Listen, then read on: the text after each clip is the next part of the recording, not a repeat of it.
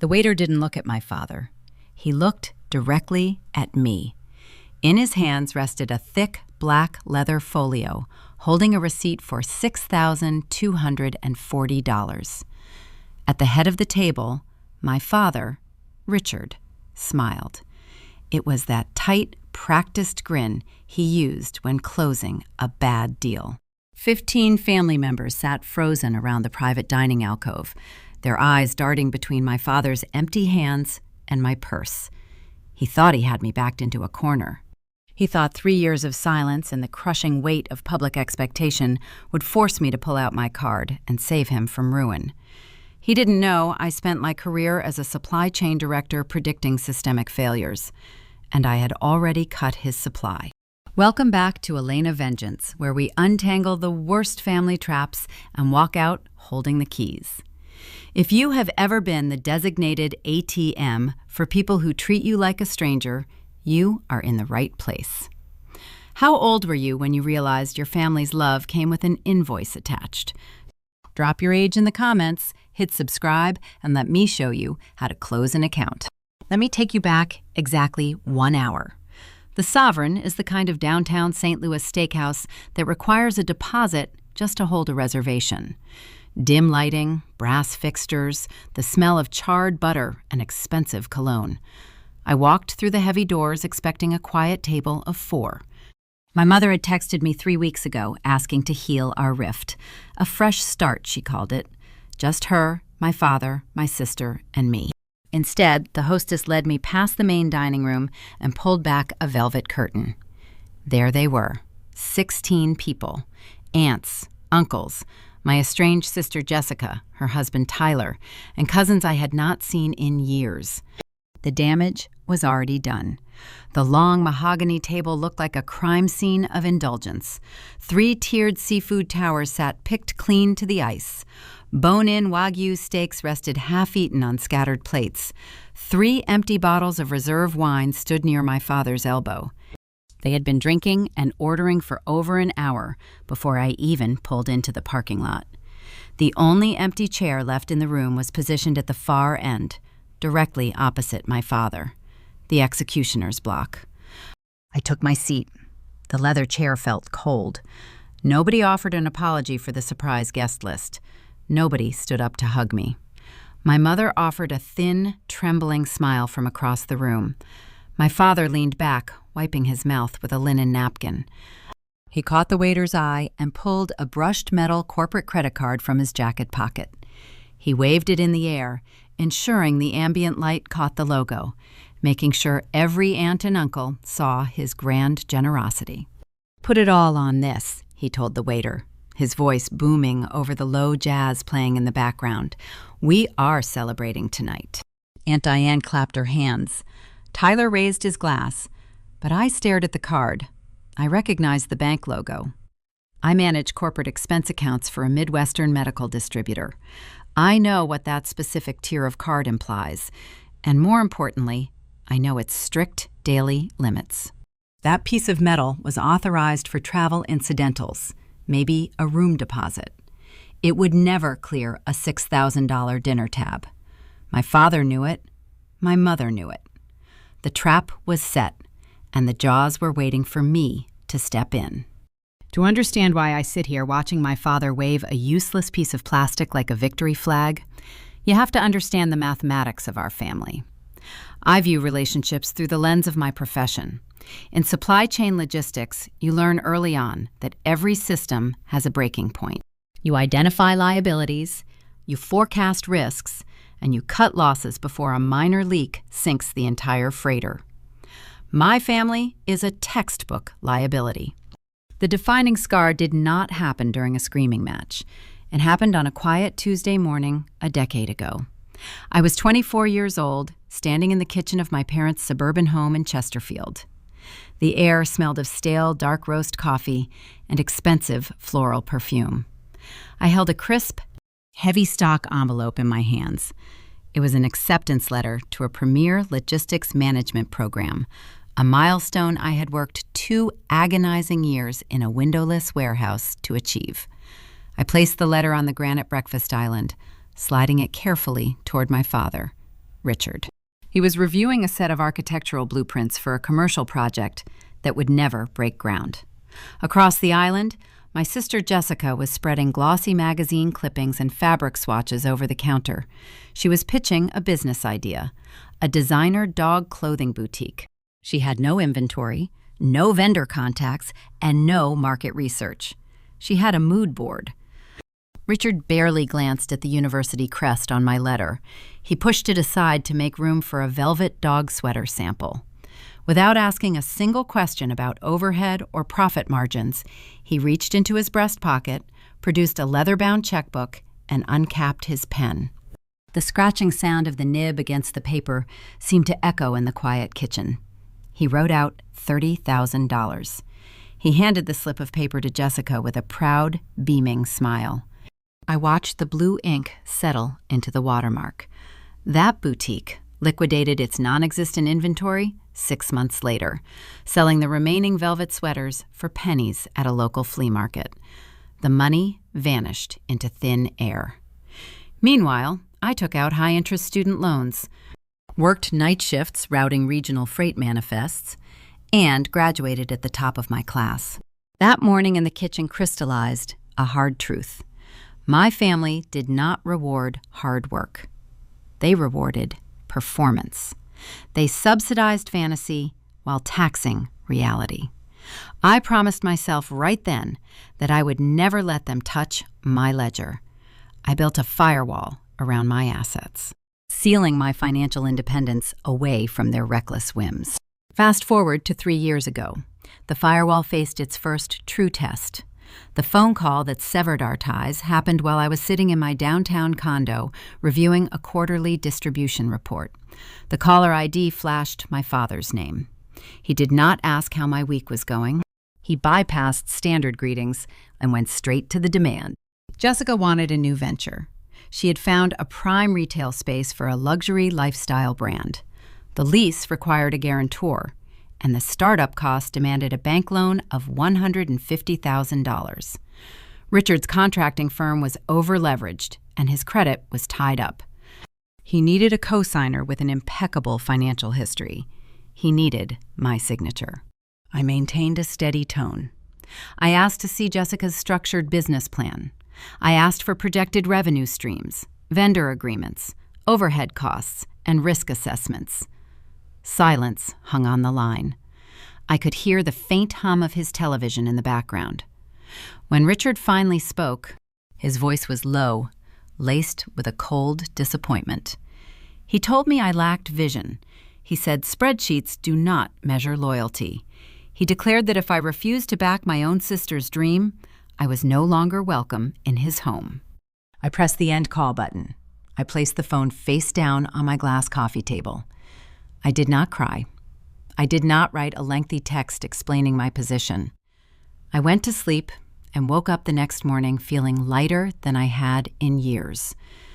The ensuing 3 years of silence were not a punishment. They were a sanctuary. I bought my condo outright. I earned 2 promotions.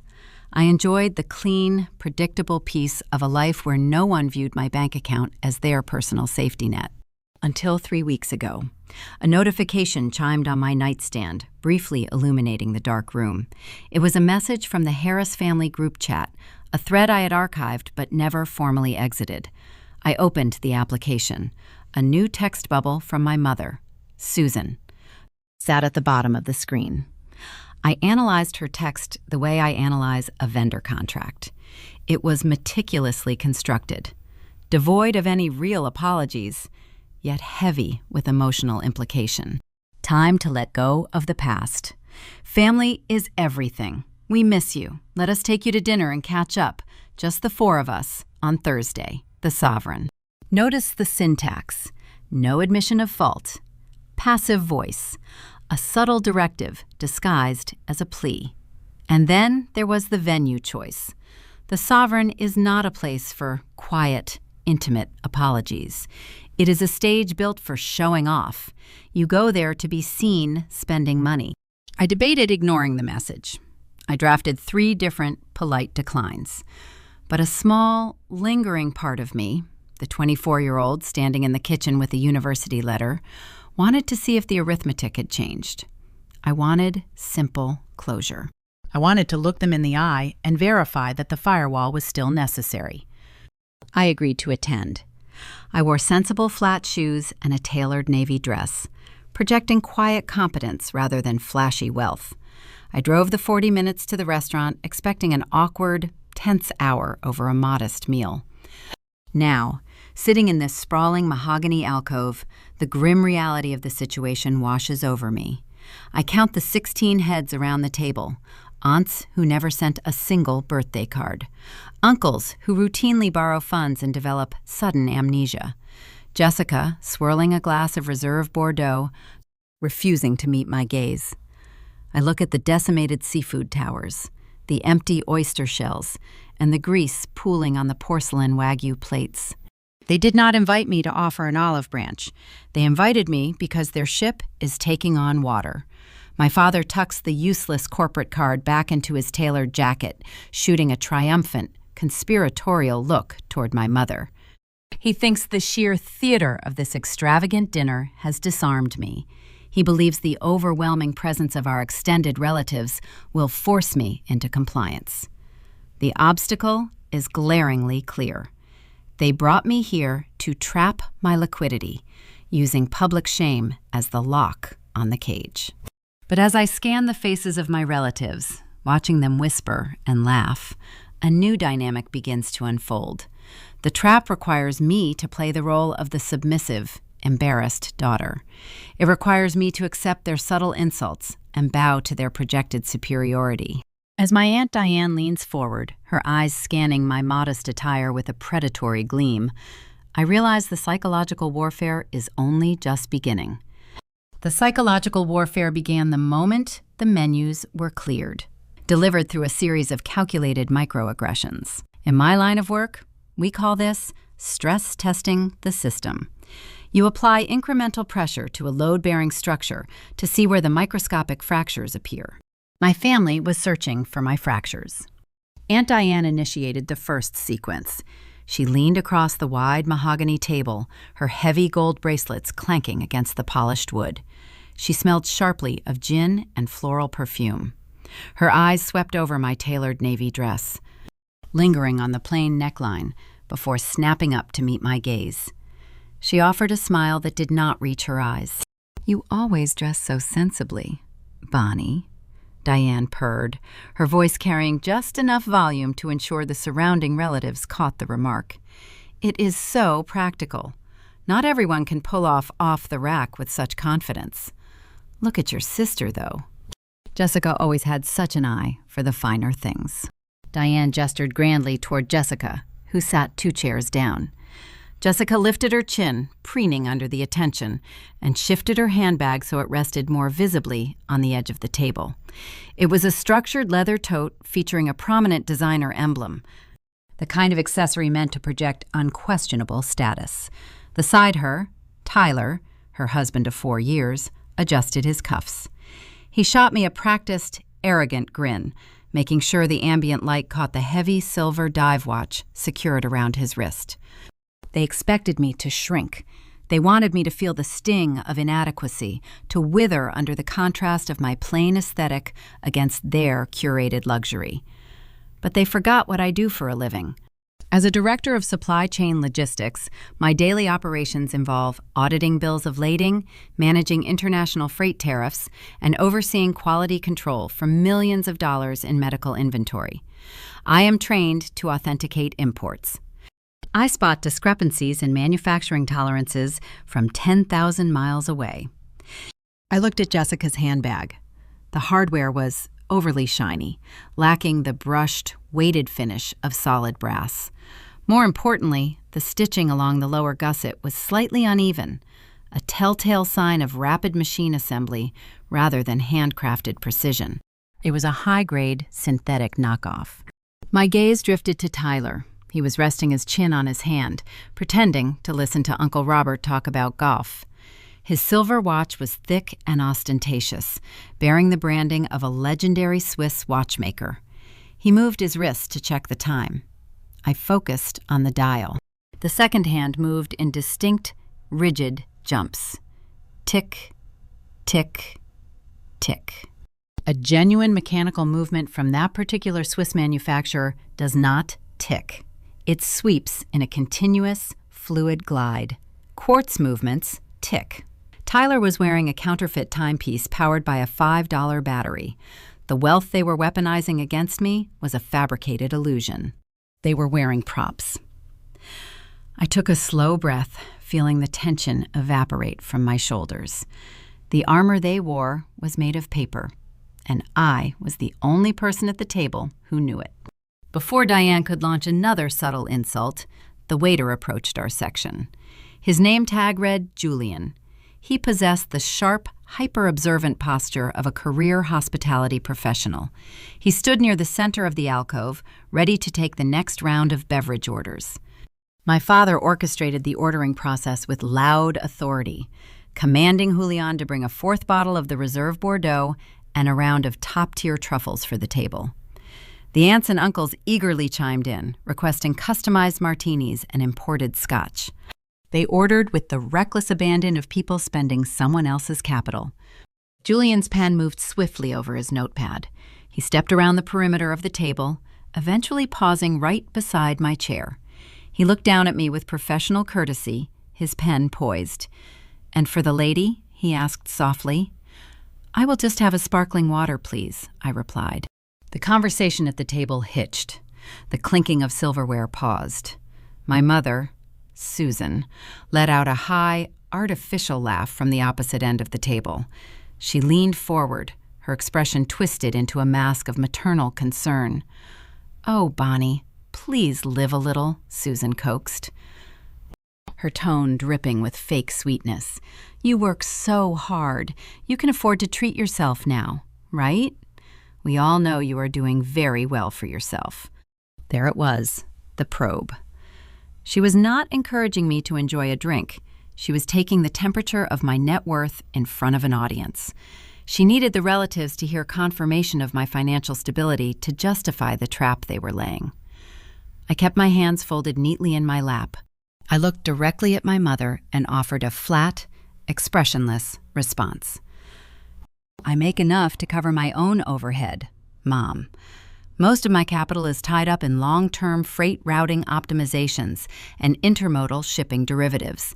The domestic trucking market is experiencing a severe capacity crunch right now, so I prefer to keep my personal expenditures lean until the port bottlenecks resolve." The reaction was instantaneous. My mother's eyes glazed over with sheer boredom. Aunt Diane looked away, suddenly fascinated by her water glass. Tyler suppressed a yawn.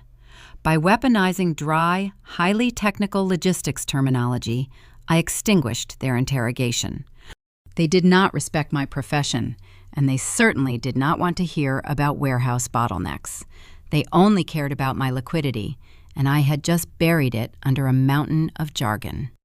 Julian gave me a fractional, almost imperceptible nod of respect before turning on his heel and heading toward the kitchen. I felt a surge of tactical advantage. I had identified their fake luxury and neutralized their financial probing. I was reading the data correctly. The entire table was bankrupt. But then, a red herring disrupted my calculations. A few minutes later, a different server arrived, bearing a silver tray loaded with specialty pre-dinner cocktails my father had ordered when they first sat down. The drinks featured elaborate garnishes and smoked herbs. The server set the tray down on a side stand and handed a leather receipt book directly to my father.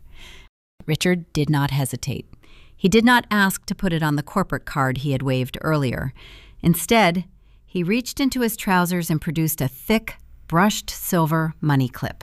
It was stuffed with crisp, brand-new $100 bills. He nonchalantly peeled 4 bills from the stack, dropping them onto the server's tray. He added a 5th bill with a theatrical flick of his wrist. "Keep the change," he announced generously. The server thanked him profusely and hurried away. I stared at the money clip as my father slid it back into his pocket. My analytical brain stalled, hitting an unexpected variable. Cash is undeniable. Cash is liquid. You do not carry a thick stack of uncirculated hundreds if your business is failing. You do not tip $100 on a round of drinks if you are facing foreclosure. A cold wave of doubt washed over me. Did I misread the situation? Had my father's contracting firm actually landed a lucrative government bid? Was the 3-year silence broken because they genuinely wanted to celebrate a sudden windfall? If Richard had that much cash on hand, maybe the dinner was exactly what it appeared to be. Maybe I was just a bitter, estranged daughter, projecting my own cynical theories onto a family that had finally found success. This brief hesitation created a dangerous, false sense of security. If Richard was solvent, my defensive posture was unnecessary. I took a sip of my newly arrived sparkling water, my mind racing through alternative scenarios. If he had cash, why was Tyler wearing a counterfeit watch? Why was Jessica carrying a fake bag? Genuine wealth does not tolerate cheap imitations. The data points were clashing, forming a contradictory picture that I could not reconcile. I scanned the room again, looking for a stabilizing anchor, and my eyes landed on a figure I had barely registered upon arrival. Sitting in the shadow of the far corner, near the heavy velvet curtain, was Uncle David.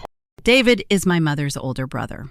He represents old money, strict discipline, and quiet power. He manages the sprawling family trust fund left by my grandfather. David does not wear flashy watches or carry uncirculated cash. He wore a simple, impeccably tailored charcoal suit. He had not touched the seafood towers or the Wagyu steak. He was nursing a single glass of neat scotch. More importantly, Uncle David was watching my father. His eyes were narrowed, tracking Richard's boisterous laughter and the theatrical display with the money clip. David's expression was not celebratory. It was cold, calculating, and deeply suspicious. My pulse quickened. The pieces on the board suddenly rearranged themselves. You do not invite your wealthy, strict, trust-managing brother-in-law to a loud, chaotic family shakedown unless you are performing specifically for his benefit. The mystery deepened, and the stakes of this dinner shifted from a simple family annoyance to something far more intricate. The leather-bound menus at the Sovereign were designed with a specific psychological strategy in mind. The prices were not aligned in a neat column on the right side of the heavy parchment paper. Instead, the numbers were buried deep within the italicized descriptions of the dishes, stripped of their dollar signs. This formatting choice is meant to disarm the patron, encouraging them to focus on the imported origins of the ingredients rather than the arithmetic of the meal. I watched my relatives fall into the trap with a frantic, almost gluttonous urgency. Uncle Robert ordered a sprawling seafood tower featuring Alaskan king crab legs and a tin of Osetra caviar. Aunt Diane requested another bottle of the Reserve Bordeaux, a vintage I knew retailed for roughly $300. They pointed at the menu, their voices layering over one another, demanding dry-aged tomahawk steaks, truffle-infused side dishes, and imported cheeses. They ordered with the reckless abandon of people spending someone else's capital, explicitly ignoring the hidden numbers. Julian, the waiter, navigated the chaos with practiced grace. He recorded the barrage of requests on his notepad, his expression remaining perfectly neutral. When the wave of demanding voices finally subsided, he stepped around the perimeter of the mahogany table and stopped beside my chair. "And for the lady?" Julian asked, his pen poised. Before I could open my mouth, my father intervened. Richard leaned forward, projecting his voice down the length of the table. "Bring her the smoked old-fashioned," he instructed Julian, "the one with the tableside presentation. And put in an order for the butter-poached lobster tail to go with her steak." The noise inside the private mahogany alcove grew suffocating. My father was booming with performative laughter, regaling the table with fictional tales of commercial real estate conquests. The aunts and uncles nodded along, devouring their imported cheeses and signaling Julian for more wine. I sat quietly, staring at the condensation forming on my glass of sparkling water. The clashing data points in my head demanded resolution. I needed to isolate myself from the noise to process the variables. I placed my linen napkin neatly on the seat of my chair, stood up, and excused myself. No one protested. They were too busy enjoying their feast to care about my temporary absence. I stepped through the heavy velvet curtain and walked out into the main dining area of the Sovereign. The atmosphere here was cooler, filled with the low hum of polite conversation and the clinking of crystal. I headed toward the main bar, intending to order a fresh club soda and collect my thoughts. The bar was a stunning stretch of polished black onyx. Sitting on a leather stool at the far end was my brother-in-law, Tyler. Let me give you the operational background on Tyler. He calls himself a decentralized finance consultant. In practical terms, he is a financial parasite. He attached himself to my sister Jessica 5 years ago because she projected the kind of unearned status he desperately craved. He spends his days day trading penny stocks and posting cryptic advice on social media. He spends his nights drinking premium liquor subsidized by my father. Right now, Tyler was leaning across the onyx counter, flashing his counterfeit watch and offering a rehearsed, arrogant smirk to a young bartender who looked distinctly unimpressed. Tyler held a martini glass in one hand. His other hand rested near his tablet, which sat flat on the bar top. He brought the device to family functions to pretend he was monitoring global markets, a visual prop to support his consultant persona. As the bartender turned her back to fetch a twist of lemon, Tyler swiveled his stool to track her movement. He left the device unguarded. The screen remained illuminated. I stepped up to the bar, maintaining a careful distance, staying just out of his peripheral vision. My eyes locked onto the glowing display. I do not make a habit of snooping through personal correspondence, but in logistics, you never ignore glaring surface data. An email push notification sat idle in the center of his lock screen. The sender was listed as a prominent St. Louis bankruptcy law firm. The subject line read, "Urgent, LLC Chapter 11 filing, signature required." Tyler was not filing for corporate bankruptcy. He possessed no actual corporate assets to protect. That email was forwarded to him by Jessica, and Jessica only deals with one limited liability company, my father's construction firm. My pulse remained steady, but my mind accelerated. The scattered puzzle pieces began to lock into a rigid, undeniable framework. I backed away from the Onyx bar, leaving Tyler to his futile flirting. I slipped into a quiet, dim corridor near the restaurant coat check and pulled my own phone from my purse. Working in supply chain management means I spend half my week running background checks on freight carriers and verifying the fiscal health of corporate entities. Navigating the Missouri Secretary of State business portal is second nature to me. I opened my browser, accessed the state database, and typed in the exact legal name of my father's contracting firm. I waited. The loading icon spun for 3 agonizing seconds. The search results populated my screen. I tapped on the business profile. The status text was highlighted in stark red font. Insolvent. A Chapter 11 petition had been formally filed 48 hours ago. The company was legally dead. I stood in the dim corridor and let the cold, unforgiving logic wash over me. The red herring dissolved instantly. That brushed silver money clip, stuffed with fresh $100 bills, was not proof of a lucrative new commercial contract. It was a cash advance. Richard had pulled those funds from a final, maxed-out credit line right before the bankruptcy freeze took effect. It was the very last of his liquid capital. He brought that cash tonight as a theatrical prop, a visual tool designed to project solvency and disarm any suspicions I might harbor. The architecture of the ambush was now brilliantly clear. My mind mapped out the precise trajectory of the evening. The dinner tab inside that alcove was rapidly climbing past $6,000. The corporate card my father waved at the waiter was linked to a dissolved entity. The bank had already frozen that account. He knew that fact when he handed the card over to secure the $500 room deposit. The initial deposit cleared, consuming whatever tiny fraction of available credit remained on the account. When Julian eventually returns with the final leather check presenter, that corporate card will trigger a hard decline. I could see the entire script playing out in my head. My father will not act surprised. He will feign righteous indignation. He will claim his bank flagged the substantial restaurant charge as fraudulent activity. He will slap the table, curse the credit card company for their incompetence, and then turn his desperate, pleading eyes toward me. He will leverage the suffocating social pressure of 15 relatives. He will rely on the looming threat of the restaurant manager calling the police for theft of services.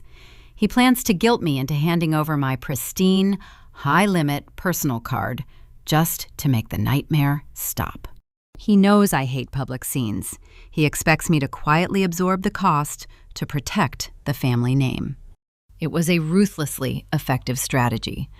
But as I stared at the red text on my phone screen, I realized there was one glaring variable that still did not fit the equation.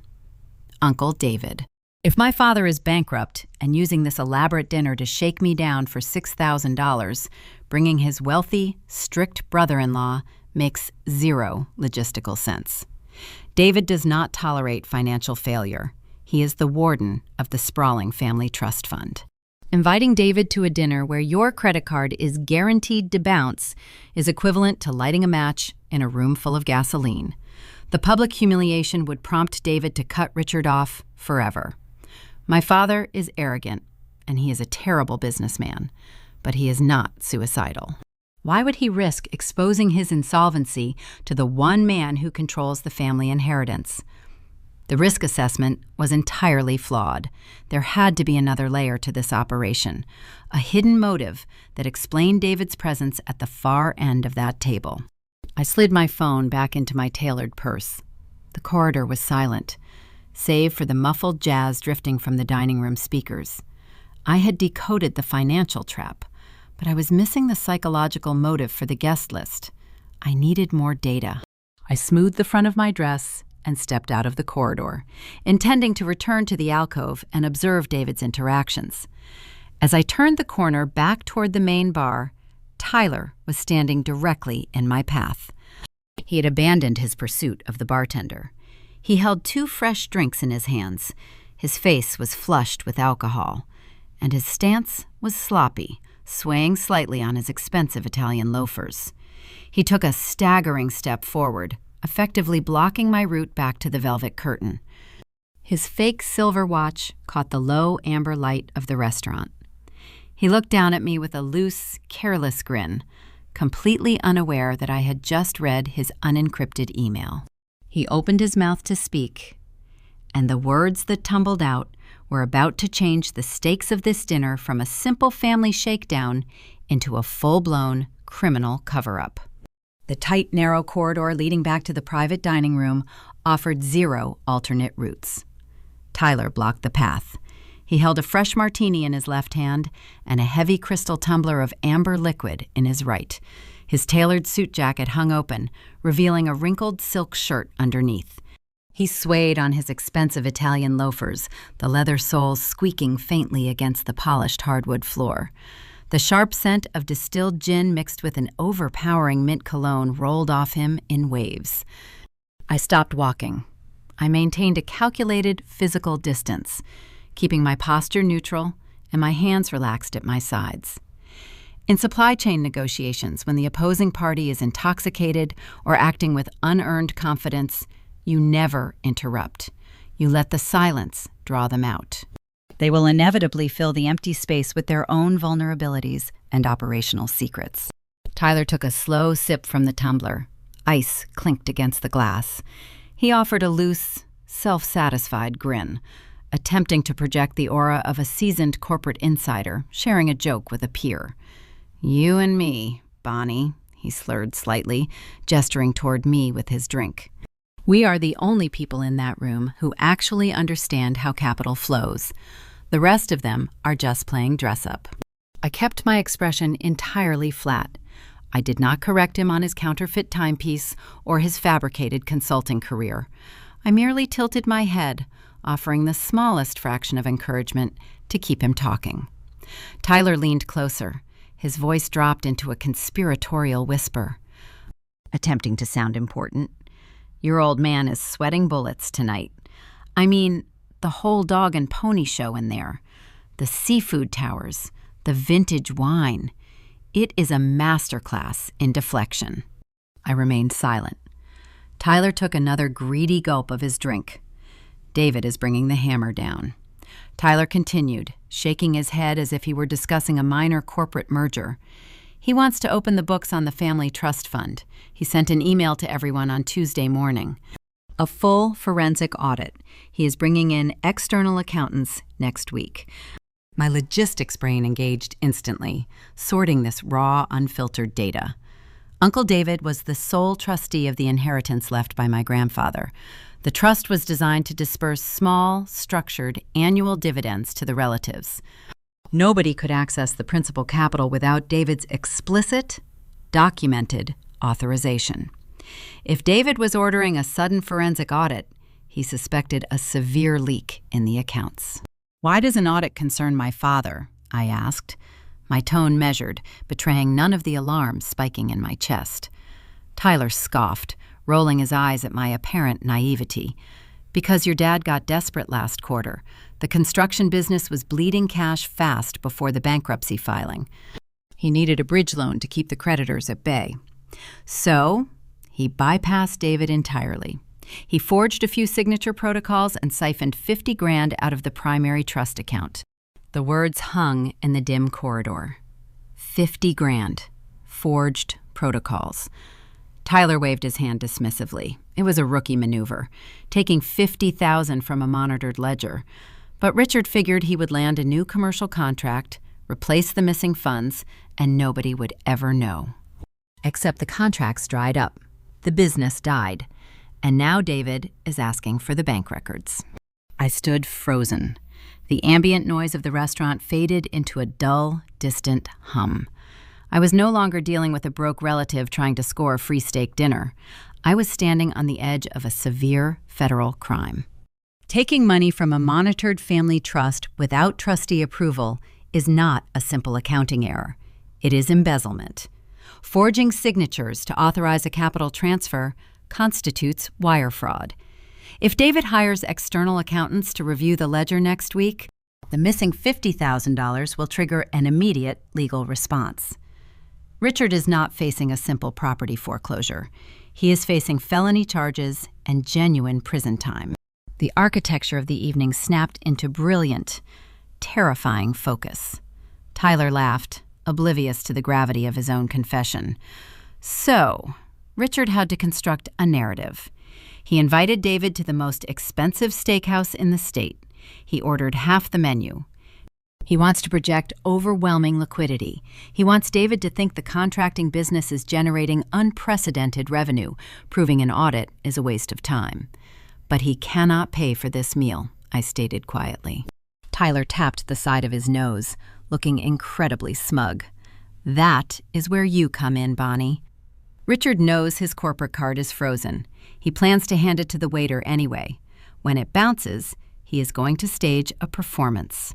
He will tell David the bank placed a security hold on his account because he just wired a huge down payment for a new real estate acquisition. It makes him look even richer. Then he will turn to his successful, sensible daughter and ask you to float the dinner tab for a few hours until his bank lifts the hold. The gears clicked perfectly into place. My father was using me as a visual prop to launder his own insolvency.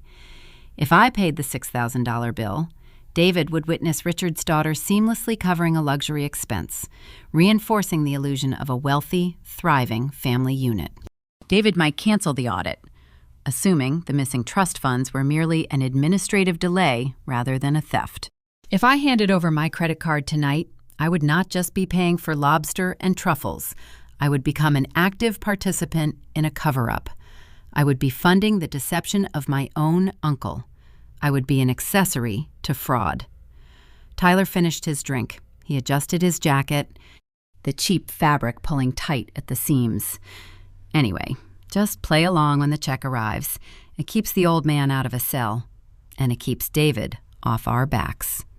Everybody wins. He stepped around me, stumbling slightly, and pushed his way back through the heavy velvet curtain into the private dining room. I remained in the corridor. The air felt thin. My heart beat in a slow, steady rhythm against my ribs. I had arrived at the Sovereign hoping to find a sliver of genuine connection, a reason to dismantle the firewall I built a decade ago. Instead, I uncovered a conspiracy. In supply chain management, when you discover a corrupted vendor injecting counterfeit goods into your pipeline, you do not politely ask them to stop. You do not negotiate terms. You sever the contract immediately, and you expose the liability to protect your core operations. My father thought he had engineered a flawless trap. He believed social pressure and familial obligation would force me to surrender my assets. He underestimated my capacity for detachment.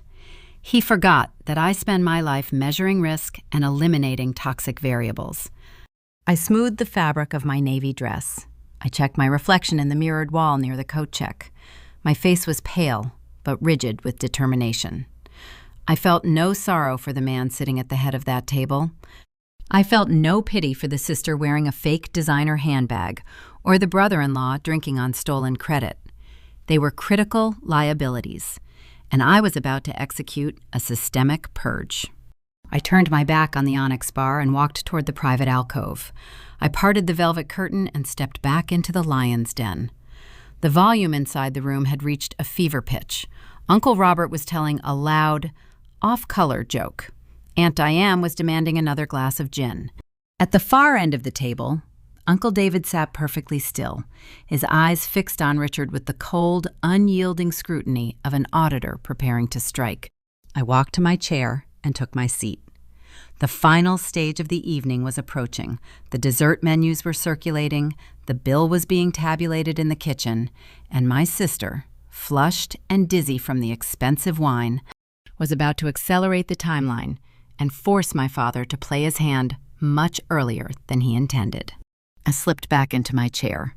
The heavy mahogany table felt remarkably different now. It was no longer a stage for a dysfunctional family reunion. It was the epicenter of a financial crime. I looked at the imported cheese plates, the scattered oyster shells, and the empty wine bottles. To my logistics-trained mind, I was staring at physical evidence. Every truffle and every ounce of Wagyu beef represented another stolen dollar from my grandfather's legacy.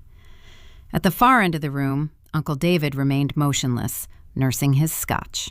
He watched my father with the detached precision of an apex predator, waiting for the optimal moment to strike. The private alcove transformed as a team of servers entered. They carried silver trays laden with decadence. Julian directed the service with quiet efficiency. The visual contrast between the fiscal ruin I knew about and the sugar-dusted plates being set down was deeply jarring. Aunt Diane received a towering slice of cake dripping with a dark raspberry reduction. Uncle Robert was handed a crystal snifter filled with 20-year-old port. Tyler, emboldened by his earlier drinks, demanded a double espresso and a signature cheesecake. I ran a quick mental tally. The cumulative total was easily cresting $6,000. The sheer audacity of the tab would have made me sick an hour ago. Now, it merely fortified my resolve. The carefully orchestrated rhythm of my father's plan required precision. He needed the check to arrive. He needed his corporate card to decline. And he needed to perform his fake outrage about a banking error. But he forgot to factor in the unpredictability of a heavily intoxicated relative. Jessica was losing her battle with gravity. She bumped her elbow against her goblet, sloshing ice water onto the pristine linen. Her eyes were glassy, struggling to maintain focus. She noticed Uncle David scrutinizing the extravagant dessert orders. Seeking validation from the one man whose approval mattered most to my parents, she decided to play the role of the generous hostess. She raised her glass, spilling a few drops of dark red liquid down the stem. "Do not worry about the prices, Uncle David," Jessica slurred, her voice cutting through the ambient chatter like a siren. "Order whatever you want. Bonnie is treating tonight. The prodigal sister pays her taxes." The resulting silence was immediate and profound. The clinking of silverware stopped. Aunt Diane froze with her dessert fork halfway to her mouth. My mother snapped her head toward Jessica. Susan's face drained of color, her eyes wide with unadulterated panic. She shot her daughter a glare of pure, lethal fury. Jessica had just incinerated the entire script. You do not announce the shakedown before the trap is fully sprung. Uncle David slowly lowered his scotch glass to the table. His gaze shifted from Jessica to my father and finally to me. The calculation in his eyes intensified. If I was footing the bill, then Richard's entire display of wealth was a desperate sham. David was rapidly putting the pieces together. I did not shrink from the sudden, oppressive spotlight. I reached out and wrapped my fingers around the cool, damp glass of my sparkling water. I set it down on the coaster with a distinct, sharp click. The sound echoed in the quiet alcove. "Taxes for what, Jess?" I asked. My tone was devoid of emotion, a flat, level inquiry. Jessica smirked, a sloppy, bitter expression that distorted her features. She swayed slightly in her chair, pointing an unsteady finger in my direction. "For abandoning us," she spat. "For sitting in your fancy downtown condo while my boutique folded. For letting Dad struggle when you had the capital to fix everything. You left us to drown. Now you get to buy the lifeboats."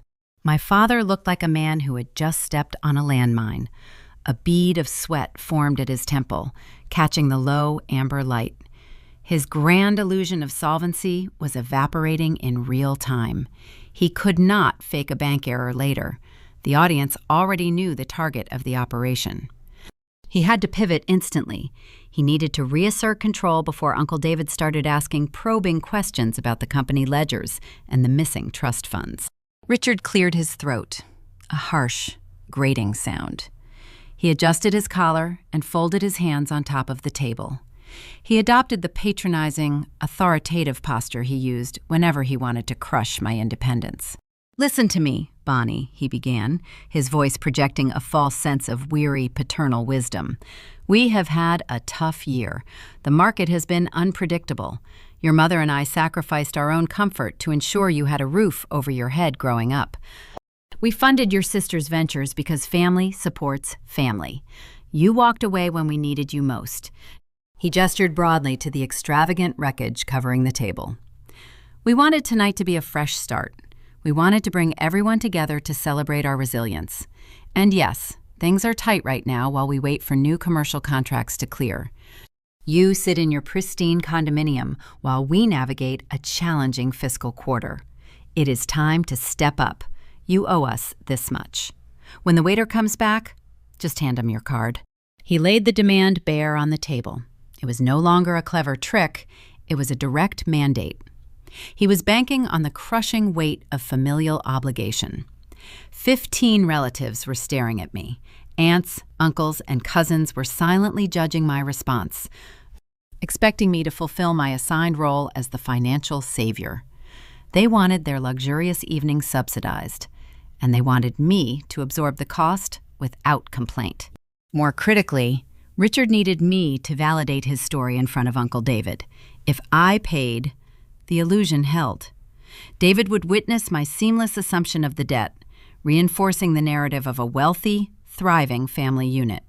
If I refused, the audit would commence next week, and the embezzlement would be unearthed. My father expected the automatic teller machine to dispense the cash. He thought the sheer terror of causing a public scene in an elite restaurant would paralyze me. He believed that daughters are programmed to shield their fathers from ruin, even if the ruin is self-inflicted and steeped in fraud. In logistics, when a supplier demands payment for a shipment they never delivered, you do not write the check to keep the peace. You present the audit trail. You show them the empty loading dock. My father was demanding a bailout for a shipment of love and support he never provided. He expected me to prioritize his reputation over my own stability. I looked at the sweat gleaming on his forehead. I looked at my mother, who was holding her breath, silently begging me to comply. I looked at Jessica, whose smug satisfaction was already faltering under the heavy silence. The social pressure was designed to be suffocating. A normal person would feel the walls closing in, desperate to escape the intense scrutiny. But I only felt the crisp, refreshing air of absolute clarity. The ledger was unbalanced, and I refused to carry their deficit. The tension in the room was a physical weight, pressing down on everyone, except me. I felt incredibly light. The data was compiled, the liabilities were identified, the decision was made. I did not owe them a lifeboat. I owed them the exact consequences of their own arithmetic. The next move was mine, and it would require only 2 sentences to dismantle 3 decades of manipulation.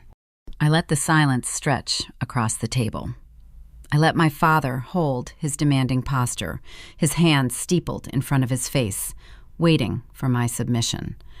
I looked at the expectant faces of my relatives. Then I smiled. It was not a warm expression. It was the precise, terrifyingly calm smile of a project manager who has just located the root cause of a systemic failure and holds the authority to terminate the contract. "Let me go take care of the logistics," I said. The collective exhale in the private alcove was audible. The suffocating tension broke instantly. Shoulders dropped. My mother reached for her wine glass with a trembling hand, her relief palpable. She took a deep, greedy swallow. Richard leaned back in his heavy leather chair, uncrossing his arms. A smug look of victory washed over his flushed features. He believed he had won. He assumed my phrase meant I was walking to the front desk to discreetly hand over my credit card, sparing him the embarrassment of a tableside transaction in front of Uncle David.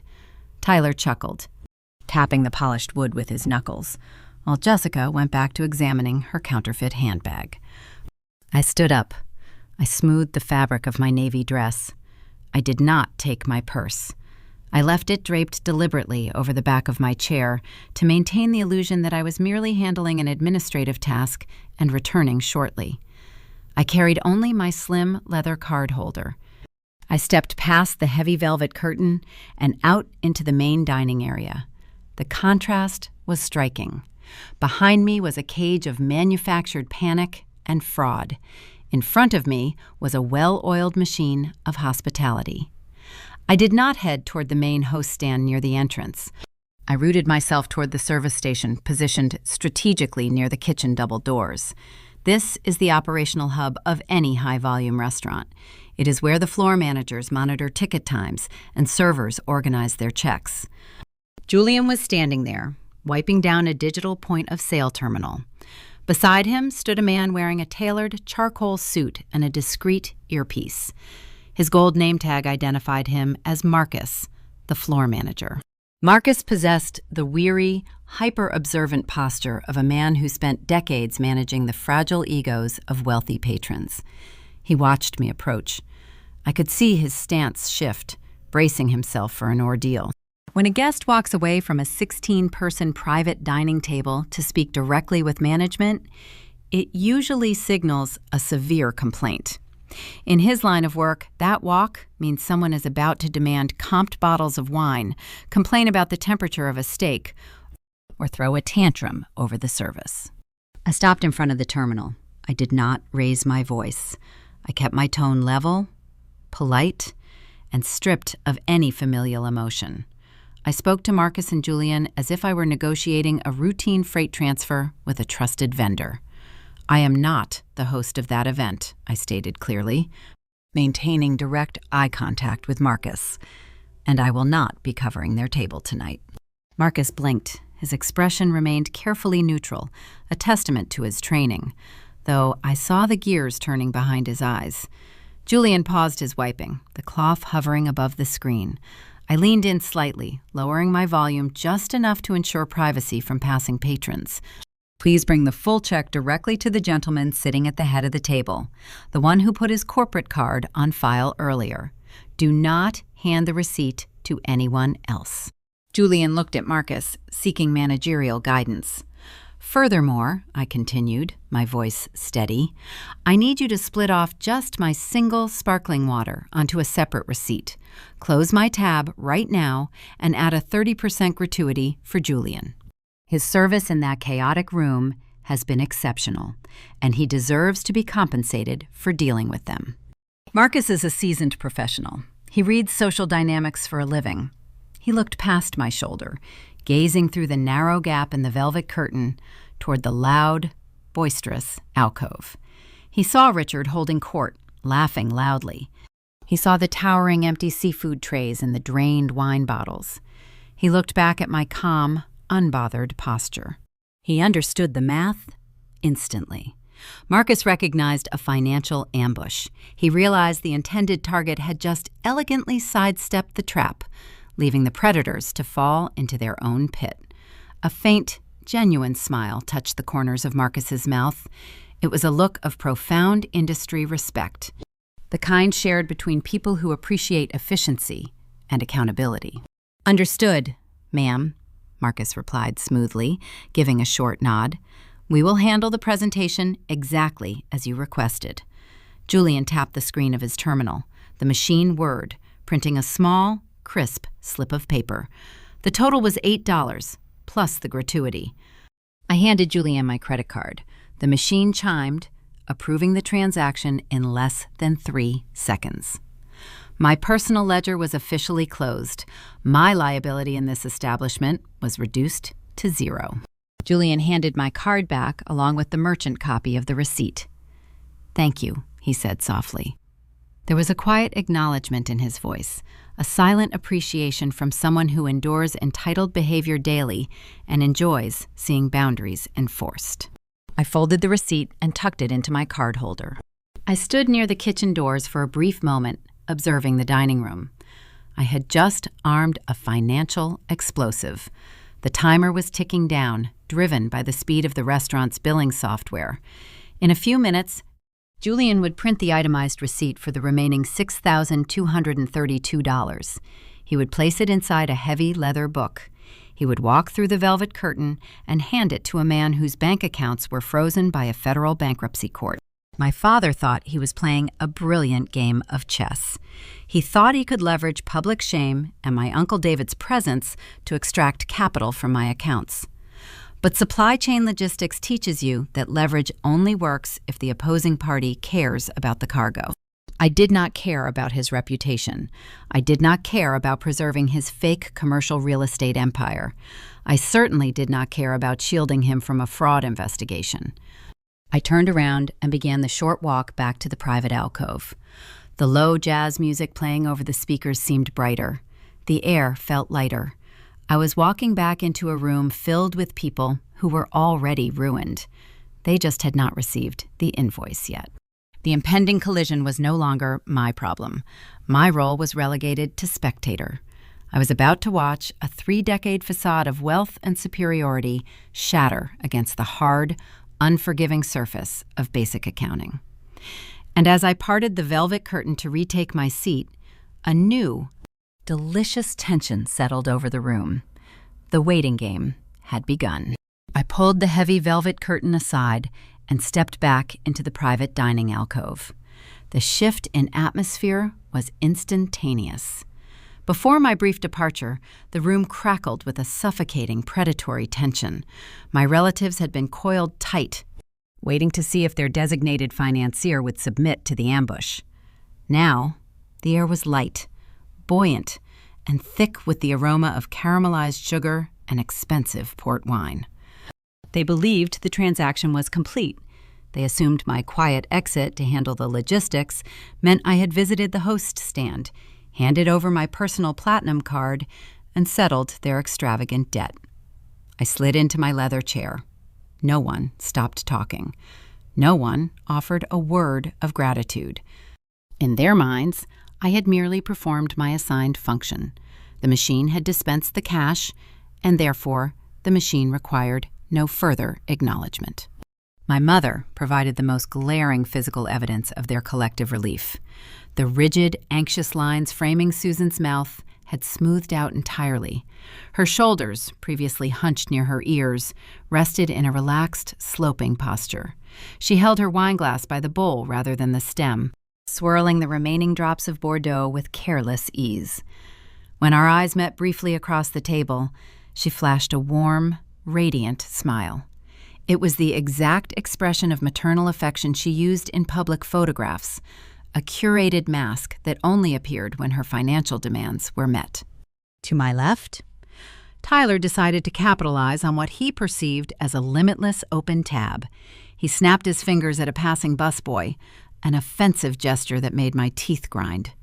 "Bring me an espresso martini," Tyler commanded, his voice slurred but dripping with unearned authority.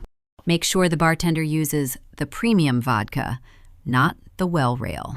He leaned back, hooking one arm over the back of his chair, projecting the aura of a Wall Street titan unwinding after a lucrative closing bell. As he moved, the cuff of his wrinkled silk shirt rode up his forearm. His silver watch caught the amber light of the chandelier.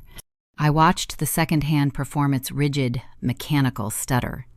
Tick, tick, tick. That cheap quartz movement was a perfect metronome for the countdown currently happening in the kitchen. Tyler was drinking premium liquor on a stolen credit line, wearing a counterfeit timepiece, flirting with financial ruin he could not even comprehend. Beside him, Jessica was equally oblivious. She adjusted her posture, bringing her synthetic designer tote bag onto her lap. She made a theatrical show of digging through the compartments for her lip gloss, ensuring everyone at the table noticed the prominent brass emblem on the flap. I analyzed the uneven stitching along the seams one more time. It was a fascinating psychological study. My sister demanded luxury, yet she settled for a cheap imitation because she lacked the work ethic to acquire the genuine article. She wanted the status without the labor. The entire family operated on that exact same principle. I took a slow, measured sip of my sparkling water. The carbonation burned pleasantly against my throat. I felt a profound sense of detachment, a tranquil separation from the people sharing my genetic code. In my profession, dramatic irony is a daily occurrence. I often review supply chain manifests for external vendors, knowing full well their primary manufacturing plant just failed a critical safety inspection. I sit in virtual meetings watching their sales representatives boast about increased production capacity, while I stare at the satellite imagery, showing their loading docks sitting entirely empty. You learn to guard your expression. You let the failing vendor spin their fictional narrative until the hard data is presented on the screen. Right now, I was watching the ultimate failing vendor spin his final pitch. At the head of the table, my father was holding court. Richard had regained his booming, boisterous cadence. He leaned toward Uncle David, his hands gesturing expansively as he wove an elaborate tapestry of lies regarding his defunct contracting firm. The commercial real estate sector is prime for disruption right now. David, my father declared, his chest puffed out, we are finalizing the zoning permits for a multi-use development down in the warehouse district. It requires a significant upfront capital expenditure, hence the temporary liquidity squeeze I mentioned earlier. But the municipal tax incentives alone will cover our operating costs for the next 3 fiscal quarters. It was a masterful performance. Richard used the correct terminology. He spoke of zoning, capital expenditures, and tax incentives with the polished confidence of a man who actually possessed a solvent ledger. He was laying the groundwork, explaining away the missing $50,000 from the family trust fund as a mere temporary investment in a guaranteed expansion. I shifted my gaze to Uncle David. The wealthy trust manager sat in the shadows of the alcove, his expression inscrutable. David was old money. He did not build his fortune through loud boasts and risky municipal bids. He built it through ruthless, quiet calculus. David swirled the neat scotch in his heavy crystal glass. He listened to Richard's grand pitch without nodding, without smiling, and without offering verbal validation. His sharp eyes flicked periodically toward me, then back to the extravagant dessert plates littering the table. David was running his own internal audit of the room. He knew something was mathematically incorrect. A man experiencing a temporary liquidity squeeze does not reserve a private alcove at the Sovereign and order 3 tiers of Alaskan king crab.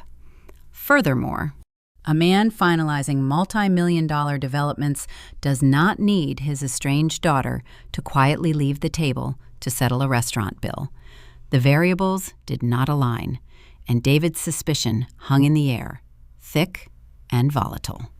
Richard, oblivious to the analytical trap closing around him, continued his fictional monologue.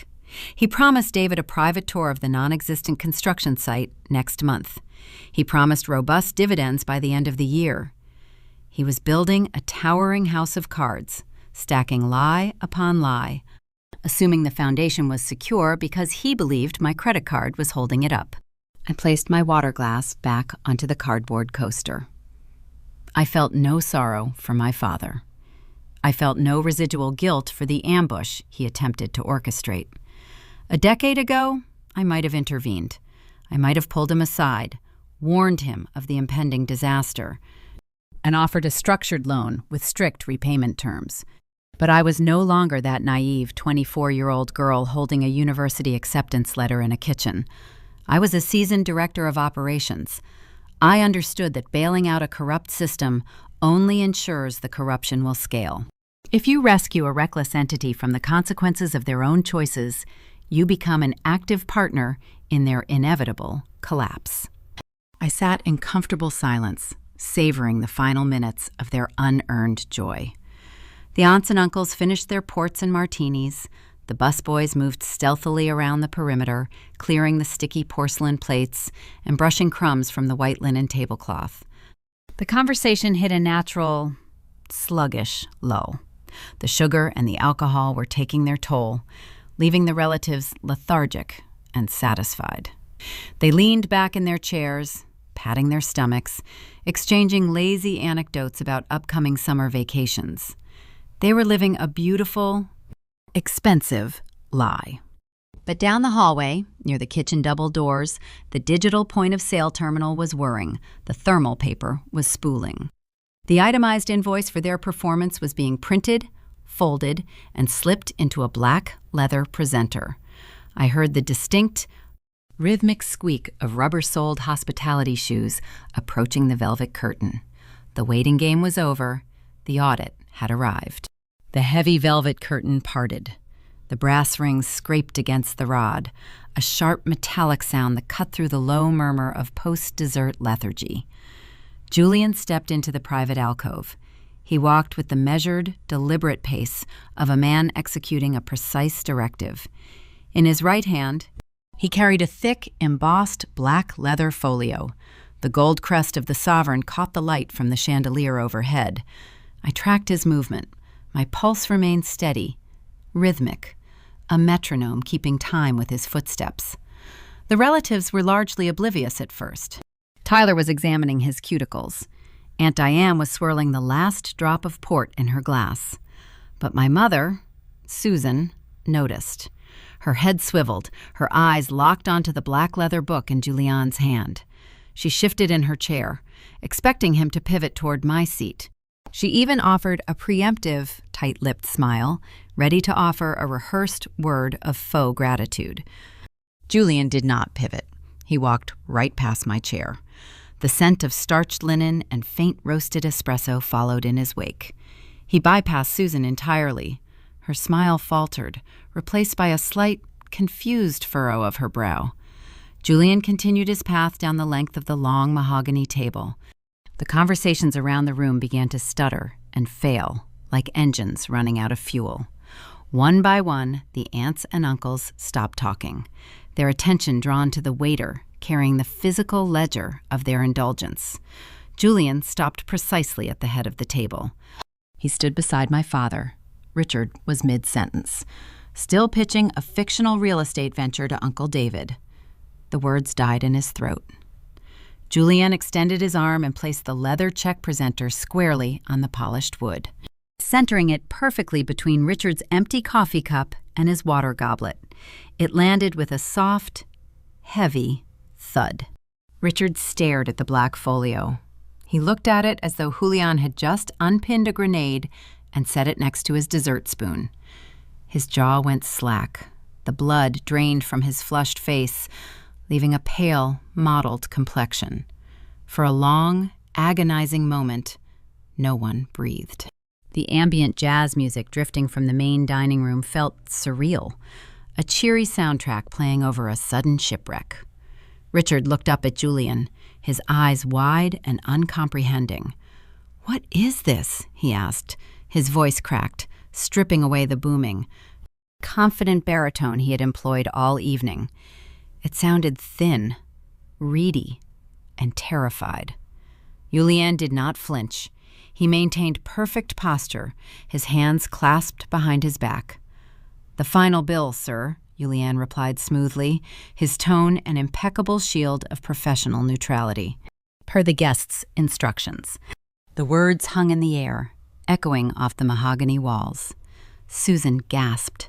The sound was sharp, a genuine intake of fear. She whipped her head around to face me, the carefully curated mask of the loving, relieved matriarch shattered into a dozen jagged pieces. Her eyes were wide, darting between my calm expression and the leather book sitting near her husband's hands. "Bonnie," she whispered, her voice trembling, "I thought you took care of it." I kept my hands folded neatly in my lap. I did not lean forward. I did not raise my chin.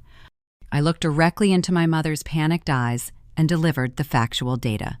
I took care of my sparkling water, Mom. I paid my $8 tab and closed out my account. Dad waved his card earlier and told the entire room he was celebrating. I assumed he had the logistics covered. The silence that followed my statement was profound. It was the sound of a structural collapse. Tyler lowered his wrist, his fake watch suddenly feeling very heavy.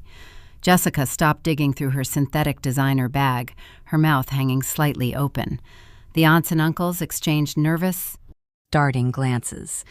They were guests who thought they were attending a fully funded gala, only to realize the host was broke and the doors were locked. But the most dangerous reaction came from the far end of the table. Uncle David leaned forward. The shadows no longer obscured his face. His eyes were narrowed into cold, calculating slits. He looked at the leather folio, then up at Richard. David did not say a word. He did not need to. His silence was an interrogation. It demanded an explanation for why a man claiming to be rich was paralyzed by a restaurant bill. Richard was trapped. He was pinned between the terrifying reality of his Chapter 11 insolvency and the crushing scrutiny of the man who controlled the family trust. If Richard admitted he could not pay, David would instantly launch the forensic audit, uncovering the embezzled $50,000. The felony fraud would be exposed before the dessert plates were even cleared. The physical toll of this trap manifested rapidly. A bead of sweat traced a path down the side of Richard's face. His hands shook. His knuckles turned white as he gripped the edge of the mahogany table. Fear and ego fought a brief, brutal war behind his eyes. Ego won. It always did. Richard could not surrender the illusion in front of his wealthy brother-in-law. Trembling, Richard reached into his tailored jacket. He bypassed the silver money clip, knowing those few $100 bills would not cover a fraction of the $6,000 total. His fingers fumbled in his breast pocket before retrieving the brushed metal corporate credit card. The same card linked to his legally dead contracting firm. The same card that had barely enough limit to clear the initial deposit. He knew the card was effectively a piece of useless plastic. I knew it. But he had no other moves left on the board. He pulled the leather presenter closer, not daring to open the flap and look at the itemized total. He shoved the metal card toward Julian, his hand shaking so badly the plastic clattered against the waiter's tray. "Run it," Richard snapped. The command was harsh, defensive, a desperate attempt to reclaim the authority he had just lost. Julian picked up the card with graceful efficiency. He placed it securely on his silver tray. "I will return shortly, sir," he said, executing a polite nod before turning on his heel. The rubber soles of his shoes squeaked softly as he marched back toward the velvet curtain. He parted the heavy fabric and vanished into the main dining room, carrying my father's last shred of dignity straight to the digital point-of-sale terminal. The curtain swung shut, sealing us back inside the alcove. The air grew stagnant. The wait for a credit card to process usually takes less than a minute. In this room, each passing second felt like an hour. Richard stared at the empty space on the table where the leather book had been, his chest rising and falling in shallow, rapid breaths. Susan stared down at her lap, refusing to make eye contact with anyone, her hands twisting her linen napkin into a tight, wrinkled knot. No one dared to pick up their wine glasses. No one attempted to revive the conversation about summer vacations or golf swings. The luxurious feast sitting in front of them had suddenly morphed into a mountain of debt. I sat quietly, monitoring the breathing patterns and shifting postures around the table. The illusion was bleeding out, drop by drop. My father was praying for a miracle that did not exist in the banking sector. He was hoping the terminal would experience a glitch, a temporary bypass, anything to save him from the truth. But supply chains and financial ledgers do not care about hope. They operate on hard data. The data said the account was frozen. The data said the funds were gone. The inevitable decline was hurtling toward us. And when Julian returned through those velvet curtains, the resulting explosion would leave no survivors. 4 minutes elapsed. In the realm of high-end hospitality, 4 minutes is an eternity. It is enough time to clear a table, decant a vintage bottle of wine, seat a new party. Inside our enclosed mahogany alcove, those 240 seconds stretched into a punishing psychological marathon. The air conditioning hummed softly from a hidden vent behind the crown molding. That faint mechanical drone became the loudest sound in the room. No one spoke. The earlier choruses of laughter and boastful anecdotes were dead. Tyler stopped playing the role of the confident day trader. He carefully slid his tablet off the table, slipping it into his leather messenger bag. The movement was slow, stealthy, the action of a man preparing to flee a sinking vessel. Beside him, Jessica underwent a rapid physical transformation. The heavy, sluggish intoxication that had fueled her earlier outburst burned away. The imminent threat of a $6,000 unpaid tab acted as a sudden dose of adrenaline. She sat upright, her spine rigid against the back of her chair.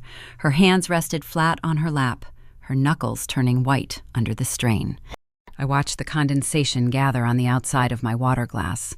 A single drop swelled, broke free, and traced a crooked path down the crystal, pooling on the cardboard coaster. I counted the seconds. I calculated the exact operational steps happening out by the kitchen doors. Julian swiping the magnetic stripe, the terminal dialing out, the encrypted data packet traveling to the merchant processor, the immediate, hard-coded rejection bouncing back from a frozen bank ledger. At the far end of the room, Uncle David remained a study in stillness. He did not fidget, he did not check his phone, he simply watched my father. David possessed the refined, predatory instincts of a man who managed generational wealth. He could sense the barometric pressure dropping inside the alcove. He recognized the physical symptoms of a man in deep fiscal distress.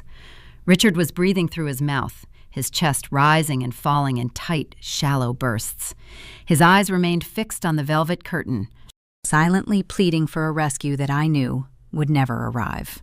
David took a slow sip of his scotch, his gaze cold and diagnostic. He was watching a lie unravel. The velvet curtain shifted. The fabric scraped against the brass rod. Julian re-entered the room. He did not carry the heavy leather presenter this time. He held only a small, polished silver tray.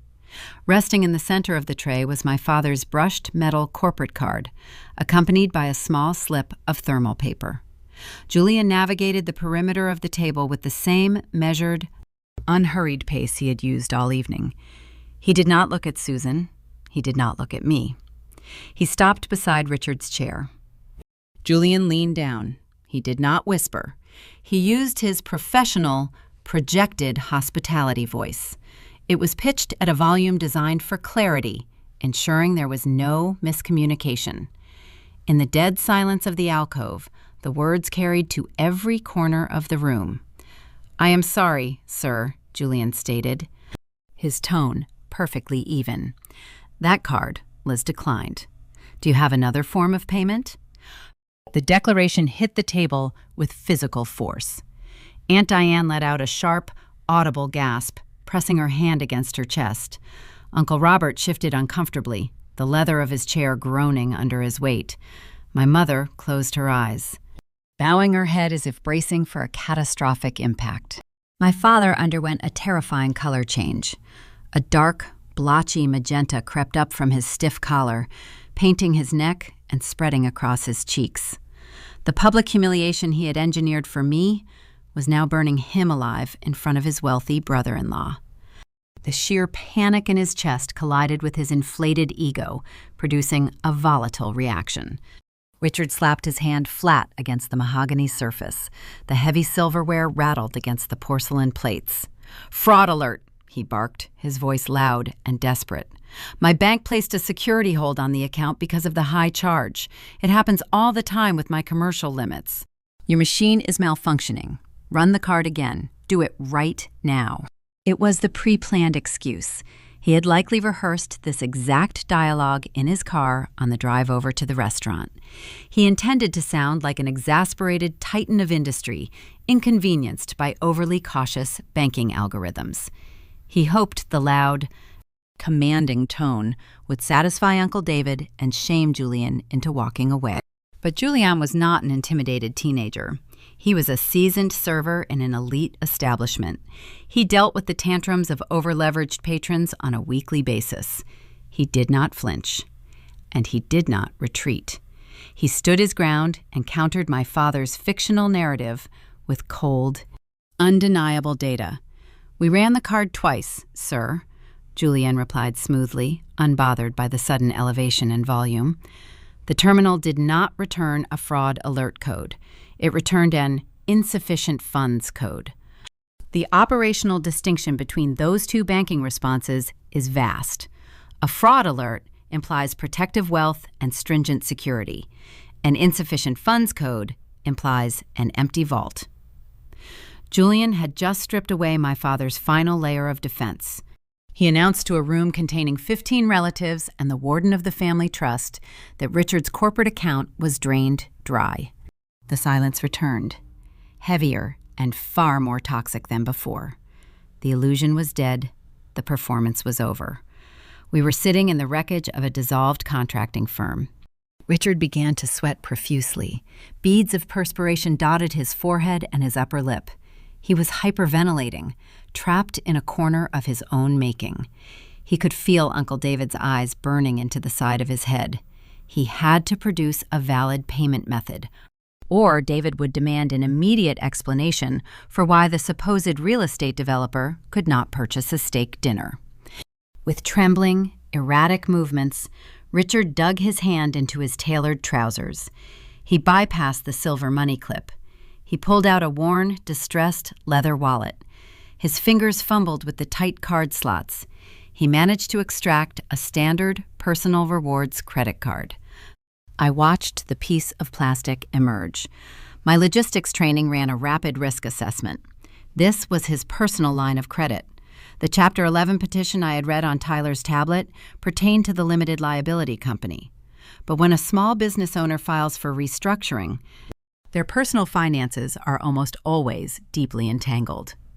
That personal card was likely carrying the burden of his legal retainer, his missed utility payments, and his daily living expenses. It was the financial equivalent of a lifeboat taking on heavy water. Richard practically threw the personal card onto the silver tray. The plastic bounced against the metal, a hollow, frantic sound. "Try this one," he hissed, refusing to look up, refusing to meet anyone's gaze. Julian picked up the tray with quiet dignity. He offered a short, crisp nod. "I will be right back, sir." The waiter turned and walked toward the curtain. The audience of relatives sat in stunned, paralyzed fascination.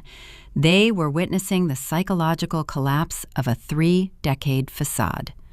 My father had spent his entire adult life projecting dominance, wealth, and unyielding authority. Now, he was reduced to a sweating, desperate man, tossing maxed-out credit cards onto a tray, begging a hospitality worker for a lifeline. I took another sip of my sparkling water. The theater of the moment was profound. I had not raised my voice. I had not leveled a single accusation. I had simply stepped out of the equation and allowed the flawed arithmetic to solve itself. The first wave of destruction had washed over the table, but I knew the personal card held no salvation.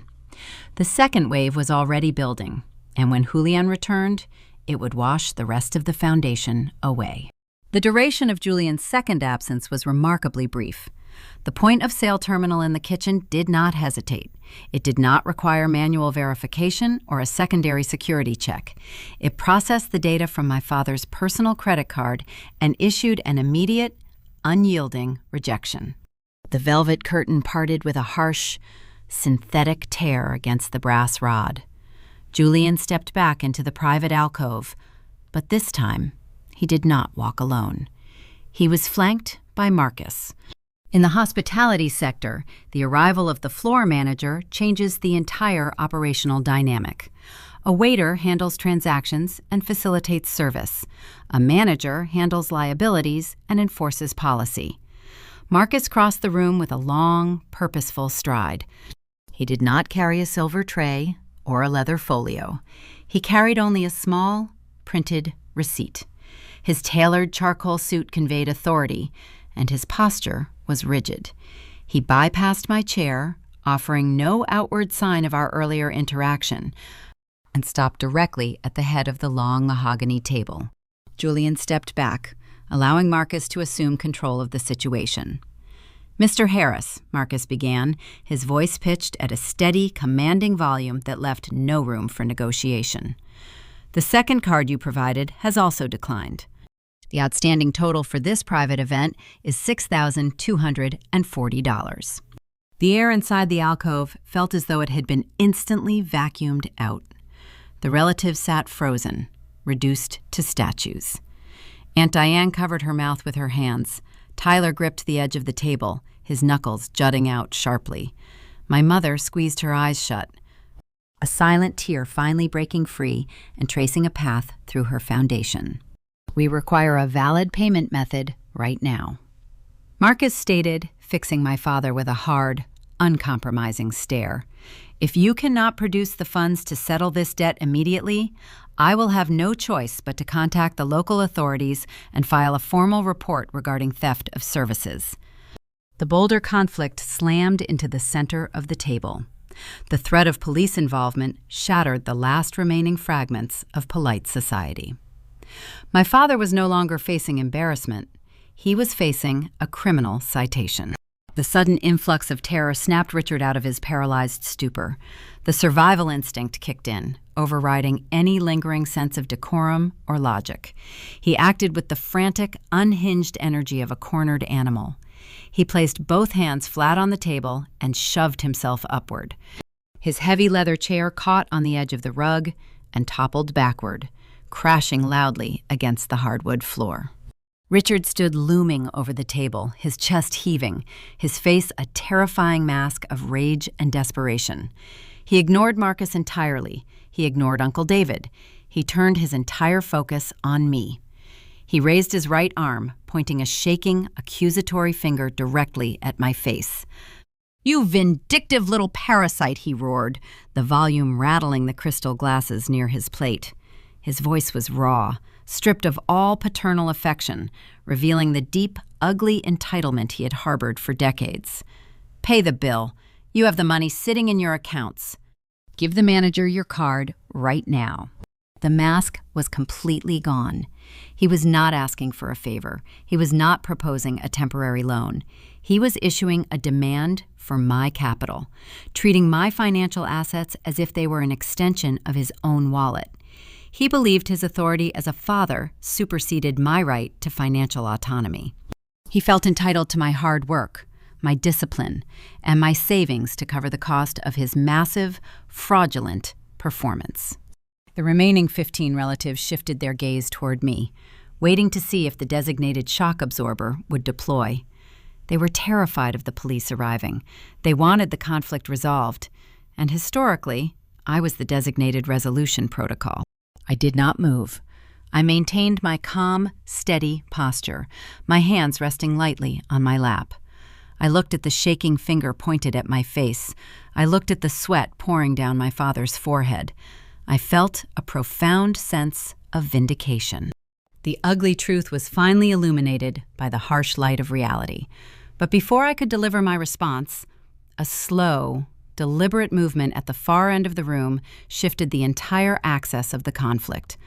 Uncle David pushed his chair back. He stood up. David did not knock his chair over. He did not raise his voice. He stood with the quiet, chilling composure of an executioner preparing the block. He adjusted the lapels of his suit jacket. His eyes locked onto my father. And the intensity of that gaze was enough to extinguish Richard's screaming rant instantly. David is a man who deals in ledgers, audits, and empirical data. He possessed a ruthless analytical mind. As he watched my father beg a hospitality worker for patience and then scream at his estranged daughter for a bailout, the final puzzle pieces aligned perfectly in David's head. A man who claims to be executing massive commercial real estate expansions does not have 2 credit cards bounce at a steakhouse.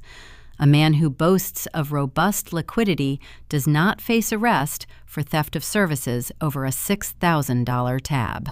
If Richard could not pay for dinner, Richard's contracting business was dead. And if the business was dead, the $50,000 missing from the family trust fund was not a temporary bridge loan awaiting a municipal contract payout. The money was gone, embezzled, burned in a desperate attempt to delay the inevitable bankruptcy. Richard, David said. His voice was not loud, but it possessed a cold, metallic density that cut through the panic in the room like a scalpel. Where is the trust money? The question hit the room like a secondary detonation. It was precise, targeted, and utterly devastating.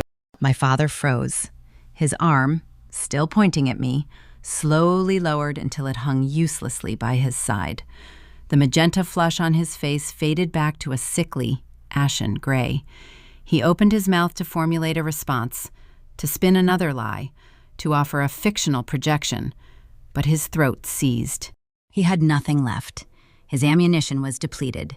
The aunts and uncles turned their heads, their expressions shifting from fear of the restaurant manager to profound, uncomprehending horror.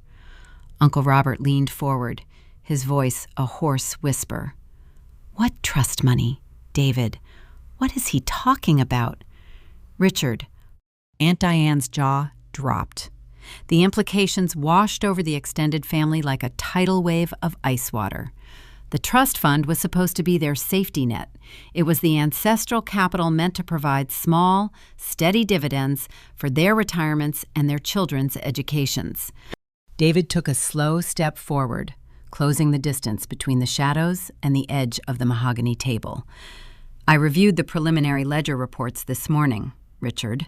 $50,000 was transferred out of the primary holding account 3 weeks ago. The authorization signatures were highly irregular. I scheduled a forensic audit for next Tuesday. You invited me here tonight to convince me the audit was unnecessary. You wanted me to see how successful you were." David looked down at the empty, grease-stained Wagyu plates and the discarded crab shells. This entire dinner was a stage play. You stole from the family trust to cover your failing business, and you brought us here to launder the theft. The alcove erupted into chaos. The polite, curated silence of the elite steakhouse was shattered by the raw, ugly noise of a family cannibalizing itself. Uncle Robert slammed his fist on the table, pointing at Richard. "You stole from the trust. Are you out of your mind? My daughter's tuition comes out of that fund next month." Aunt Diane began to hyperventilate, clutching her chest. "Oh my God," she wailed, her voice shrill and panicked. We are going to lose everything. He took our money. Tyler grabbed Jessica by the arm, pulling her out of her chair. We need to leave, he hissed, his eyes wide with the realization that his free ride was permanently derailed. Get your bag. We are not getting dragged into a federal fraud investigation. Jessica ripped her arm out of his grasp, tears streaming down her face, screaming at my mother. You knew about this. Did you know he took the money? Susan was sobbing uncontrollably now, her face buried in her hands, offering no defense. She had traded her integrity for the illusion of status, and the transaction had finally bankrupted her. I sat in the center of the maelstrom, completely detached from the wreckage. My logistical operation was complete. I had not reported the crime. I had not initiated the audit. I had merely refused to provide the capital required to maintain the lie. By simply stepping out of the way, I allowed gravity to take hold. Marcus stood firm near the head of the table, unfazed by the screaming relatives. He pulled a small, sleek radio from his pocket and pressed the call button. Send security to the private alcove, he instructed calmly into the microphone, and have the front desk dial the local precinct. We have a confirmed theft of services. The trap had snapped shut. The predators were caught in the steel teeth of their own design. The illusion was dead. The authorities were inbound, and it was time for me to deliver my final assessment. The private dining room was a cacophony of panicked accusations and raw terror. Uncle Robert shouted over Aunt Diane's shrill, panicked crying, demanding to know if his daughter's college tuition was safe. Jessica yelled at Tyler, blaming him for not carrying any emergency cash, while Tyler stared blankly at the floor, paralyzed by the looming threat of police intervention. My father stood frozen beside his overturned leather chair. He was a hollow shell of a man, watching his life's work and his carefully curated reputation burn to ash in real time. The noise bounced off the dark mahogany walls, creating a suffocating echo chamber of desperation. I placed my palms flat against the pristine white tablecloth. I pushed my chair back. The wooden legs scraped against the floorboards, a sharp sound that pierced through the arguing. I stood up to my full height. I did not need to shout to seize control of the room. True authority does not require volume. It requires leverage. And I held all the leverage. I smoothed the front of my tailored navy dress. I took a slow, deep breath, inhaling the mingling sense of expensive charred meat, spilled port wine, and sharp, metallic fear. The visual contrast between my absolute stillness and their frantic flailing acted as a circuit breaker. One by one, the relatives noticed me standing there. The shouting dialed down to a frantic murmur. Then, total silence fell over the alcove. 16 pairs of eyes locked onto me, waiting for the verdict. I looked down the length of the long table. I met my father's terrified, bloodshot eyes. He looked like a cornered animal, silently pleading for the rescue he had just aggressively demanded. I did not order $6,000 worth of food, I stated. My voice echoed cold, clear, and clinical in the quiet room. I ordered an $8 glass of sparkling water. I gestured toward the devastated seafood towers, the cracked crab shells, and the empty reserve wine bottles littering the center of the table. You did not invite me here tonight to make amends, Richard. You did not want a fresh start, and you certainly did not want to heal our relationship. You invited me because your construction firm filed for Chapter 11 bankruptcy 48 hours ago. A collective gasp rippled through the seated relatives. Uncle Robert's jaw dropped, his face paling as the reality of the financial ruin set in. Aunt Diane stopped crying, her breath hitching in her throat. I kept my gaze pinned on my father, refusing to let him look away from the wreckage he engineered. I laid out the data points for the entire room to process, stripping away every layer of his deception. You drained your corporate accounts. You exhausted your personal credit lines. In a final, desperate move to keep the creditors at bay, you embezzled $50,000 from David's trust fund. The word embezzlement hit the room with physical force. Several cousins shifted away from the table, physically distancing themselves from my father. "But you knew an audit was coming," I continued, my tone unwavering. "You needed to trick me into paying this exorbitant restaurant bill so you could project a mirage of immense wealth. You needed to use my personal capital to launder your felony in front of the trust manager. You tried to turn your own daughter into an accessory to wire fraud, just to buy yourself a few more weeks of a fake lifestyle." My mother let out a strangled, agonizing sob. Susan buried her face in her hands, her shoulders shaking violently as the reality of her husband's crimes became public record. She could no longer pretend she was the matriarch of a thriving, affluent dynasty. She was the wife of a thief, and she was going to lose her home. The systemic failure of this family extended far beyond my father's corrupted ledger. The rot was woven into the fabric of their daily lives. They demanded luxury without labor, preferring to wear cheap disguises rather than put in honest, disciplined work. In supply chain management, when you find counterfeit goods infiltrating your inventory, you expose the fraudulent vendor immediately to protect the integrity of the operation. It was time for a final quality control inspection.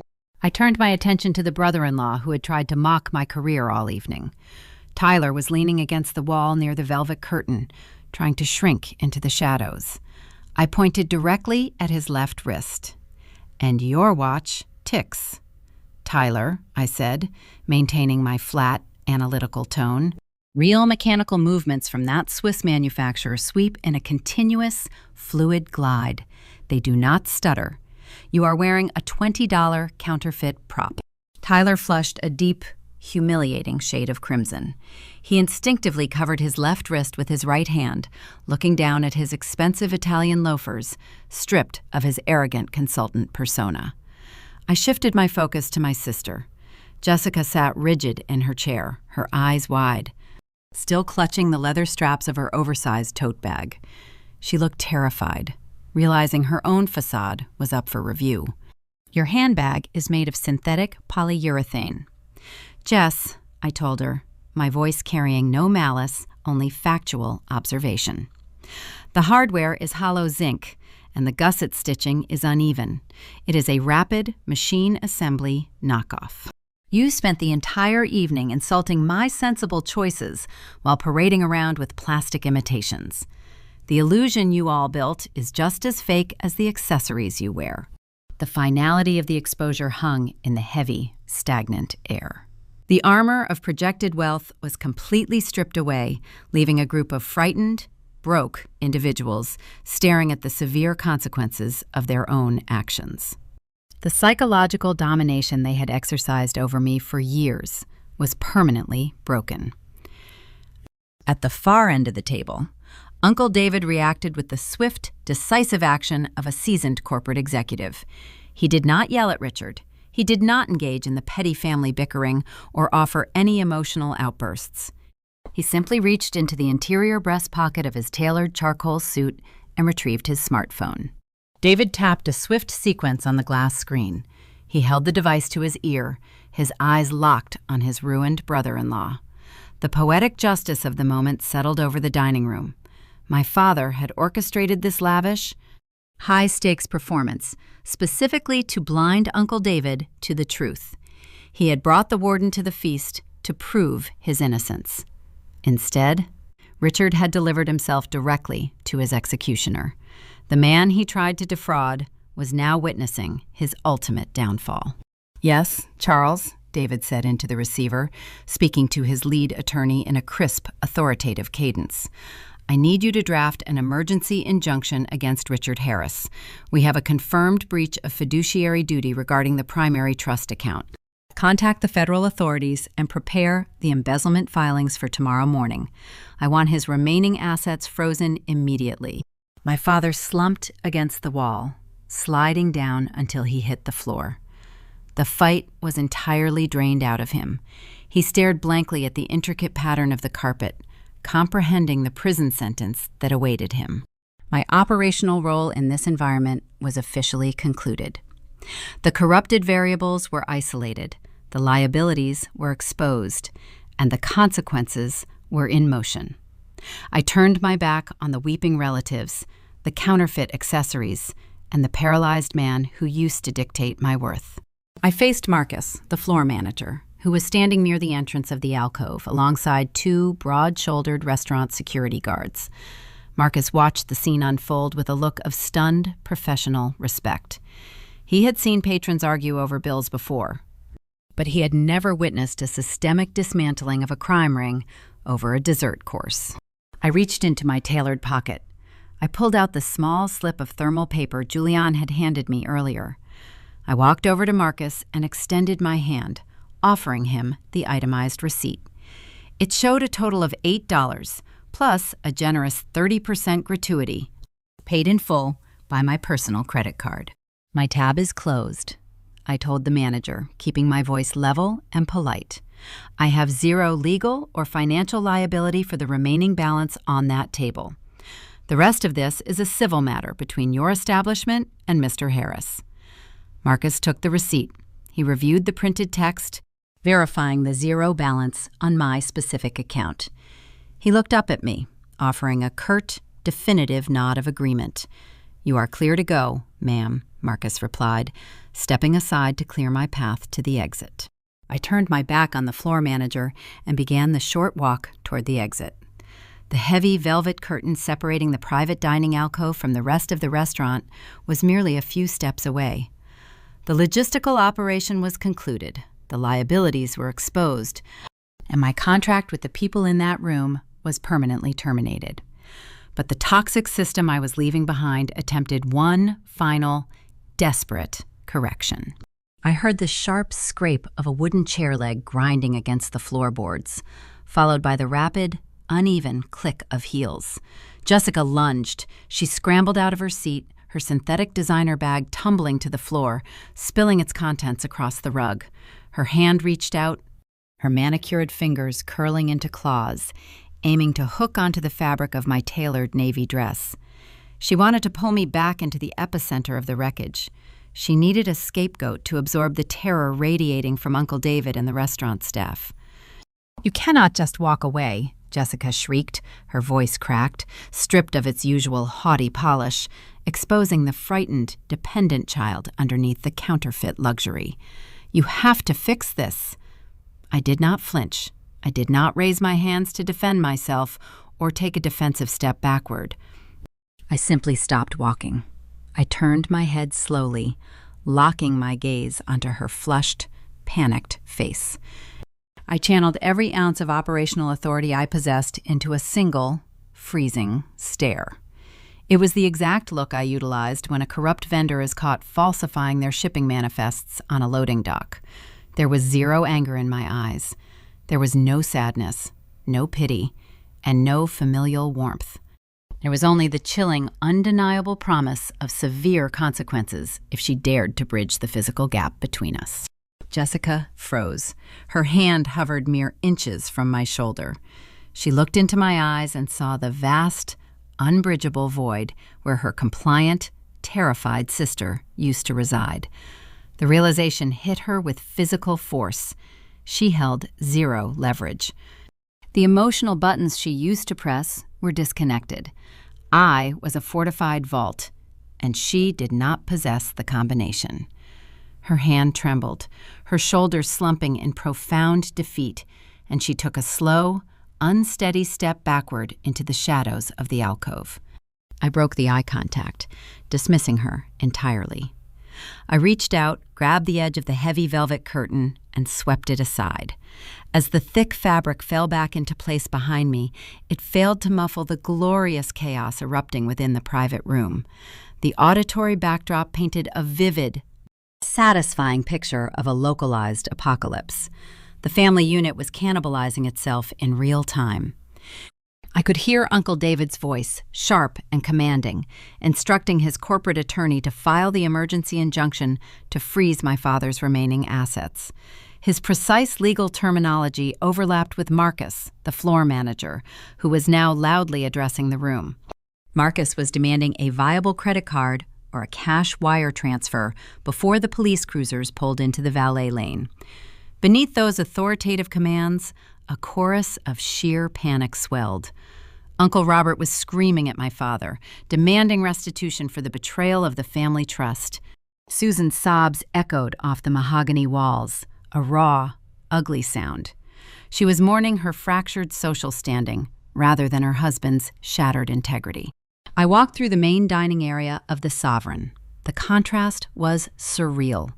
Out here, wealthy patrons sliced into medium-rare steaks and sipped their reserve wines, blissfully unaware of the financial crime scene unfolding just behind the velvet barrier.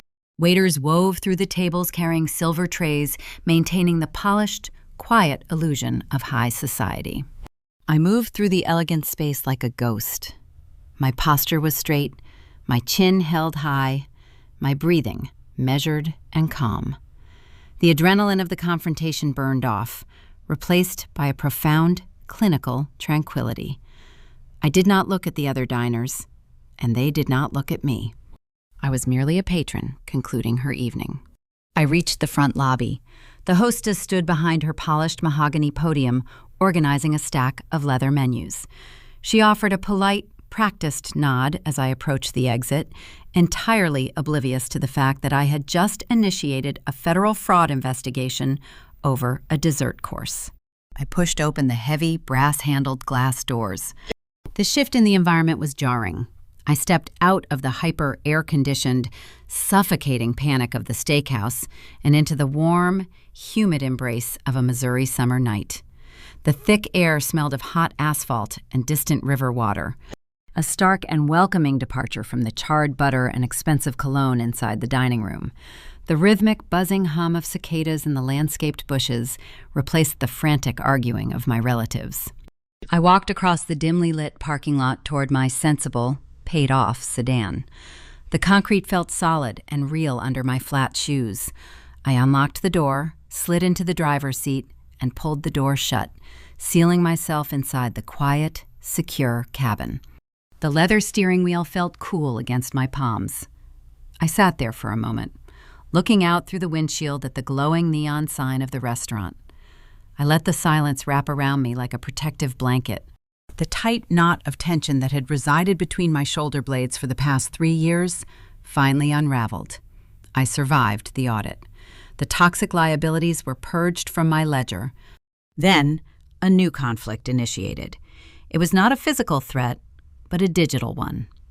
My purse sat on the passenger seat.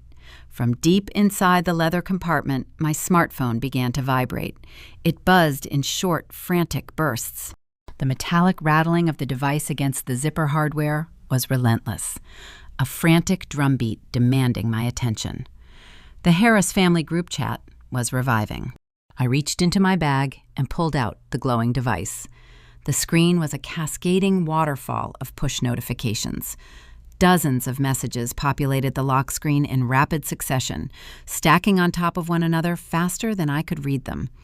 I watched the snippets of text flash before my eyes, offering a digital window into the meltdowns occurring inside the restaurant. Aunt Diane was begging me to return to the alcove and pay Marcus, promising she would pay me back next month. Uncle Robert was demanding to know how long I suspected the embezzlement, accusing me of withholding critical intelligence. Tyler sent a frantic text asking for a ride home because his credit cards were frozen and he could not order a ride share. My mother sent a string of crying emojis, followed by a desperate, rambling plea for a personal loan to cover my father's impending legal retainer. The temptation to read the wreckage was strong. Human nature craves the validation of an apology, even a fake one, after a decade of mistreatment. A lesser version of myself might unlock the screen, scroll through the panic, and perhaps even type out a vindicated, triumphant response. I could list their faults. I could demand their contrition. But a seasoned supply chain director knows that engaging with a corrupted vendor only reopens the contract. Responding to their chaos, even to gloat, grants them access to my peace. They did not want forgiveness. They did not want to make amends. They simply wanted a new supply line to drain. I did not read the messages. I unlocked the phone and navigated directly to the chat application settings. I bypassed the flood of frantic text bubbles and located the red highlighted option at the very bottom of the screen. Leave group. I tapped the glass. A prompt appeared on the screen, asking me to confirm my decision to permanently exit the conversation and delete the history. I pressed confirm without a single fraction of hesitation. The vibration stopped instantly. The digital tether snapped in two. The screen went dark, mirroring the satisfying finality of my operational decision. I tossed the silenced phone into the center console, relegating my family to the past where they belonged.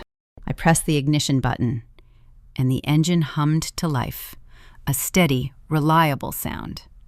I shifted the gear selector into drive, checked my mirrors, and steered my car out of the parking lot, merging seamlessly onto the empty, illuminated avenue. As I drove away from the Sovereign, the emotional weight of 3 years vanished into the warm night air. I looked at the road ahead, feeling a profound sense of lightness. I was untouchable. I was clear of the wreckage.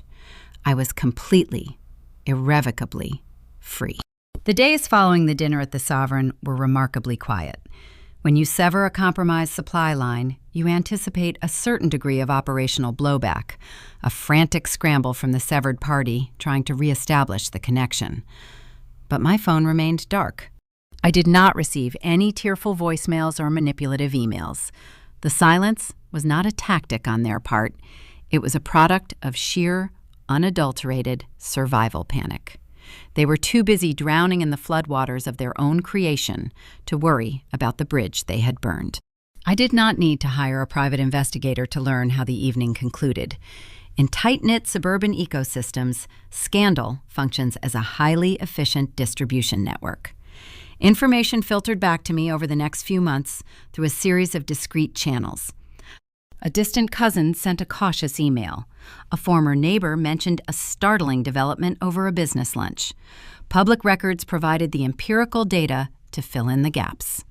Marcus, the floor manager, kept his promise. When my father failed to produce a valid payment method for the $6,000 dining invoice, the restaurant staff dialed the local police precinct. I can only imagine the visual poetry of that specific moment. The flashing red and blue lights of the police cruisers reflecting off the polished brass doors of the elite steakhouse. The wealthy patrons pausing their prime rib dinners to watch a man in a tailored suit being escorted through the lobby by uniformed officers. Richard was cited for theft of services. The charge itself was a minor criminal offense, but the social execution was terminal.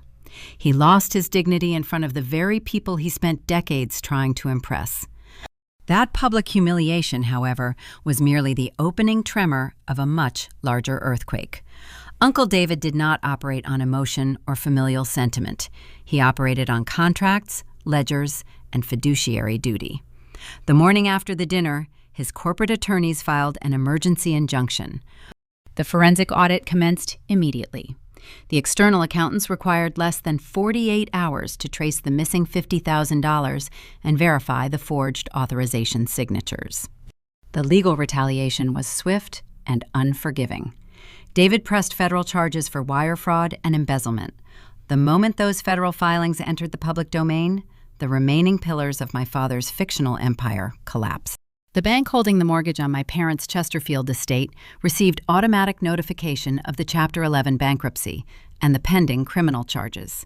They initiated foreclosure proceedings without offering a single grace period. The sprawling suburban house, the one filled with imported rugs and crystal chandeliers, was seized. The granite kitchen island where my father once casually wrote a $30,000 check for a doomed business venture was repossessed to satisfy creditors. Susan was forced to pack her curated life into cardboard boxes. Her country club membership was revoked. Her social circle, built entirely on the fragile currency of projected wealth, evaporated overnight. She moved into a modest rental property in a neighboring county, stripped of the audience she required to function.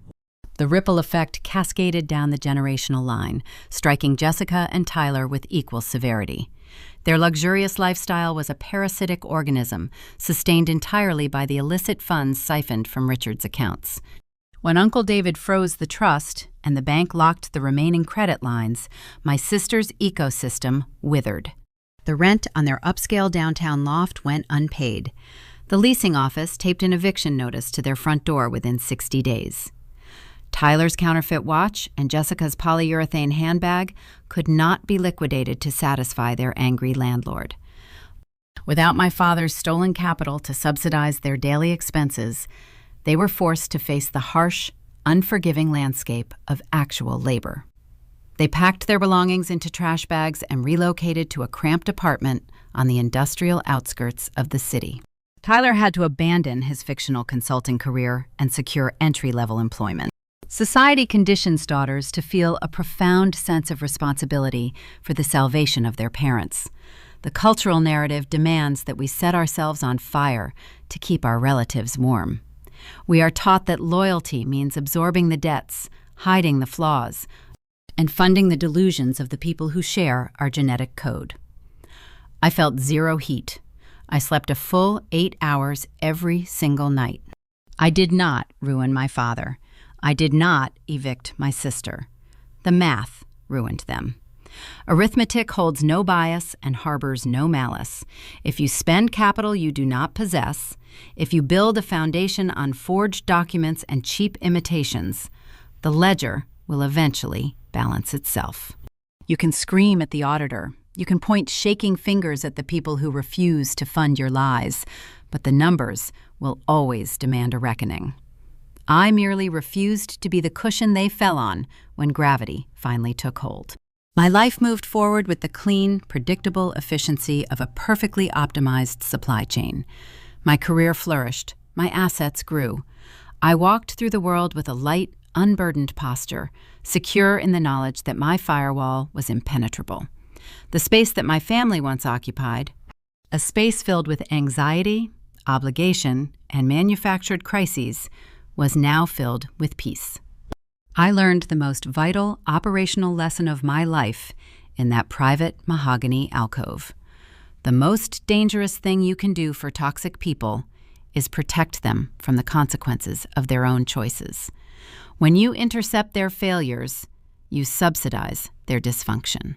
You train them to view your stability as their personal emergency fund. You teach them that their reckless behavior carries no risk because you will always arrive to pay the invoice. If you have ever been the designated shock absorber for a corrupted family dynamic, hear this clearly. Helping is a choice, not a mandatory tax on your existence. Your bank account is not a safety net for someone else's delusion. Setting a rigid boundary is not an act of cruelty. It is just basic logistics. You have the authority to audit your own life, to identify the liabilities, and to close the tab. Drop a comment if you have ever had to walk out on a bad check and leave the architects of a disaster to clean up their own mess. Hit subscribe to join the community, and I will see you in the next Calm Drama story. When the dust finally settled inside that private dining alcove and the flashing lights of the police cruisers faded into the Missouri night, the true tragedy of the evening came into sharp focus. The wreckage left on that long mahogany table was not merely the aftermath of a failed financial grift. It was the physical manifestation of 3 decades of catastrophic parenting. When we examine the traditional American family structure, we often celebrate the visible milestones. We applaud the suburban homes, the college degrees, the marriages, and the holiday gatherings. But we rarely discuss the invisible emotional architecture required to sustain that structure over a lifetime. My father and mother built their house on a foundation of sand, and they spent their entire lives demanding that their children act as the structural supports. If we want to extract a meaningful lesson from the collapse of the Harris family, we have to look past the embezzled trust funds and the unpaid restaurant bills. We have to look at the quiet moments of child rearing, where the actual damage is done. True family responsibility does not begin when the bank calls demanding payment. It begins at the kitchen table. It begins when a parent holds a child's hard-earned college acceptance letter in one hand and a foolish, unresearched business proposal from another child in the opposite hand. The core of healthy parenting lies in fairness and reality. When my father casually wrote a $30,000 check to fund Jessica's doomed boutique while ignoring my academic discipline, he was not just making a poor financial investment. He was teaching both of his daughters a toxic lesson about their inherent worth. He taught Jessica that she did not need to work, plan, or struggle because her mere existence entitled her to a bailout. He taught her to value the appearance of success over the quiet dignity of actual effort. At the same time, he taught me that my diligence and my independence were threats to the family dynamic rather than virtues to be celebrated. In traditional American culture, we place a heavy premium on the concept of family loyalty. We are told from a young age that blood is thicker than water, that we must stand by our kin through thick and thin. But loyalty without honesty is just a hostage situation. My parents demanded loyalty, but they offered zero emotional awareness in return. They did not see their daughters as independent human beings with unique needs and boundaries. They viewed us as extensions of their own egos.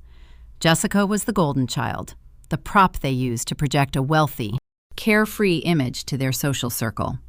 I was the designated insurance policy, the sensible workhorse they ignored until the moment their reckless choices caught up with them. Raising children requires the courage to let them fail. It requires the emotional fortitude to watch a child make a mistake, experience the natural consequences of that mistake, and learn how to rebuild. By shielding Jessica from every failure, my parents crippled her. They handed her a counterfeit designer bag and sent her into a world that eventually demands authentic receipts. When the stolen money ran out, Jessica and her husband lacked the fundamental survival skills required to navigate basic adult responsibilities. My parents thought they were protecting her, but they were actually preparing her for absolute ruin. Conversely, the emotional neglect I experienced forced me to develop ironclad resilience. I learned to build my own safety nets. I learned to calculate risks and identify liabilities. The great, bitter irony of my family story is that the daughter they cast aside became the only person strong enough to survive the storm they created. And when the storm finally arrived, they felt entirely entitled to harvest my strength to save themselves. This brings us to the hardest truth about long-term family guidance. Setting a boundary with your own parents is often viewed as an act of betrayal. When I walked away from that table, leaving my father to face the police and his furious brother-in-law, I violated the unspoken contract of the traditional family. I refused to be the designated savior. But breaking that toxic contract was the most profoundly responsible thing I could have done. You cannot heal a sick family by funding their sickness. You cannot teach honesty to parents who are willing to commit felony fraud just to maintain a country club membership. Sometimes, the most loving thing you can do for people who are trapped in a cycle of deception is to step completely out of their way. You hand them the mirror of their own actions, and you let them look at the reflection. If you are listening to this and recognizing the echoes of your own childhood, you are not alone. So many of us were raised in homes where the love was conditional and the ledgers were always unbalanced. We were expected to shrink ourselves to make others feel tall. Or we were asked to empty our pockets to fill a hole that could never truly be satisfied. Navigating these impossible family dynamics requires strategy, emotional detachment, and an unyielding commitment to your own peace. That is why this community exists. I invite you to join us and subscribe to the channel Elena Vengeance. Here, we dissect the complex realities of toxic relationships. We validate the pain of being the responsible child. And we learn how to walk away from tables that do not serve us. Follow Elena Vengeance as we continue to share stories that empower you to close out the bad accounts in your own life. As you reflect on the story of the $6,000 dinner, I want you to think about the dining room table in your own life. Think about the people sitting in those chairs. Are they there because they value your presence, or are they there because they are waiting for you to pick up the check? Raising a family Building a legacy and guiding the next generation should be an exercise in mutual growth, rooted in deep honesty and emotional respect. But the truth is, we do not get to choose the foundation we are born onto. We only get to choose the foundation we build for ourselves going forward. When the music stops playing and the velvet curtains are pulled back, you have to look closely at what remains. Some families leave behind a legacy of love, hard work, and unshakable support. Others leave behind nothing but empty chairs, unpaid invoices, and the lingering question of what might have been if someone had just been brave enough to tell the truth. Take a moment to consider which legacy you are currently funding. The answer might just change the direction of your entire life.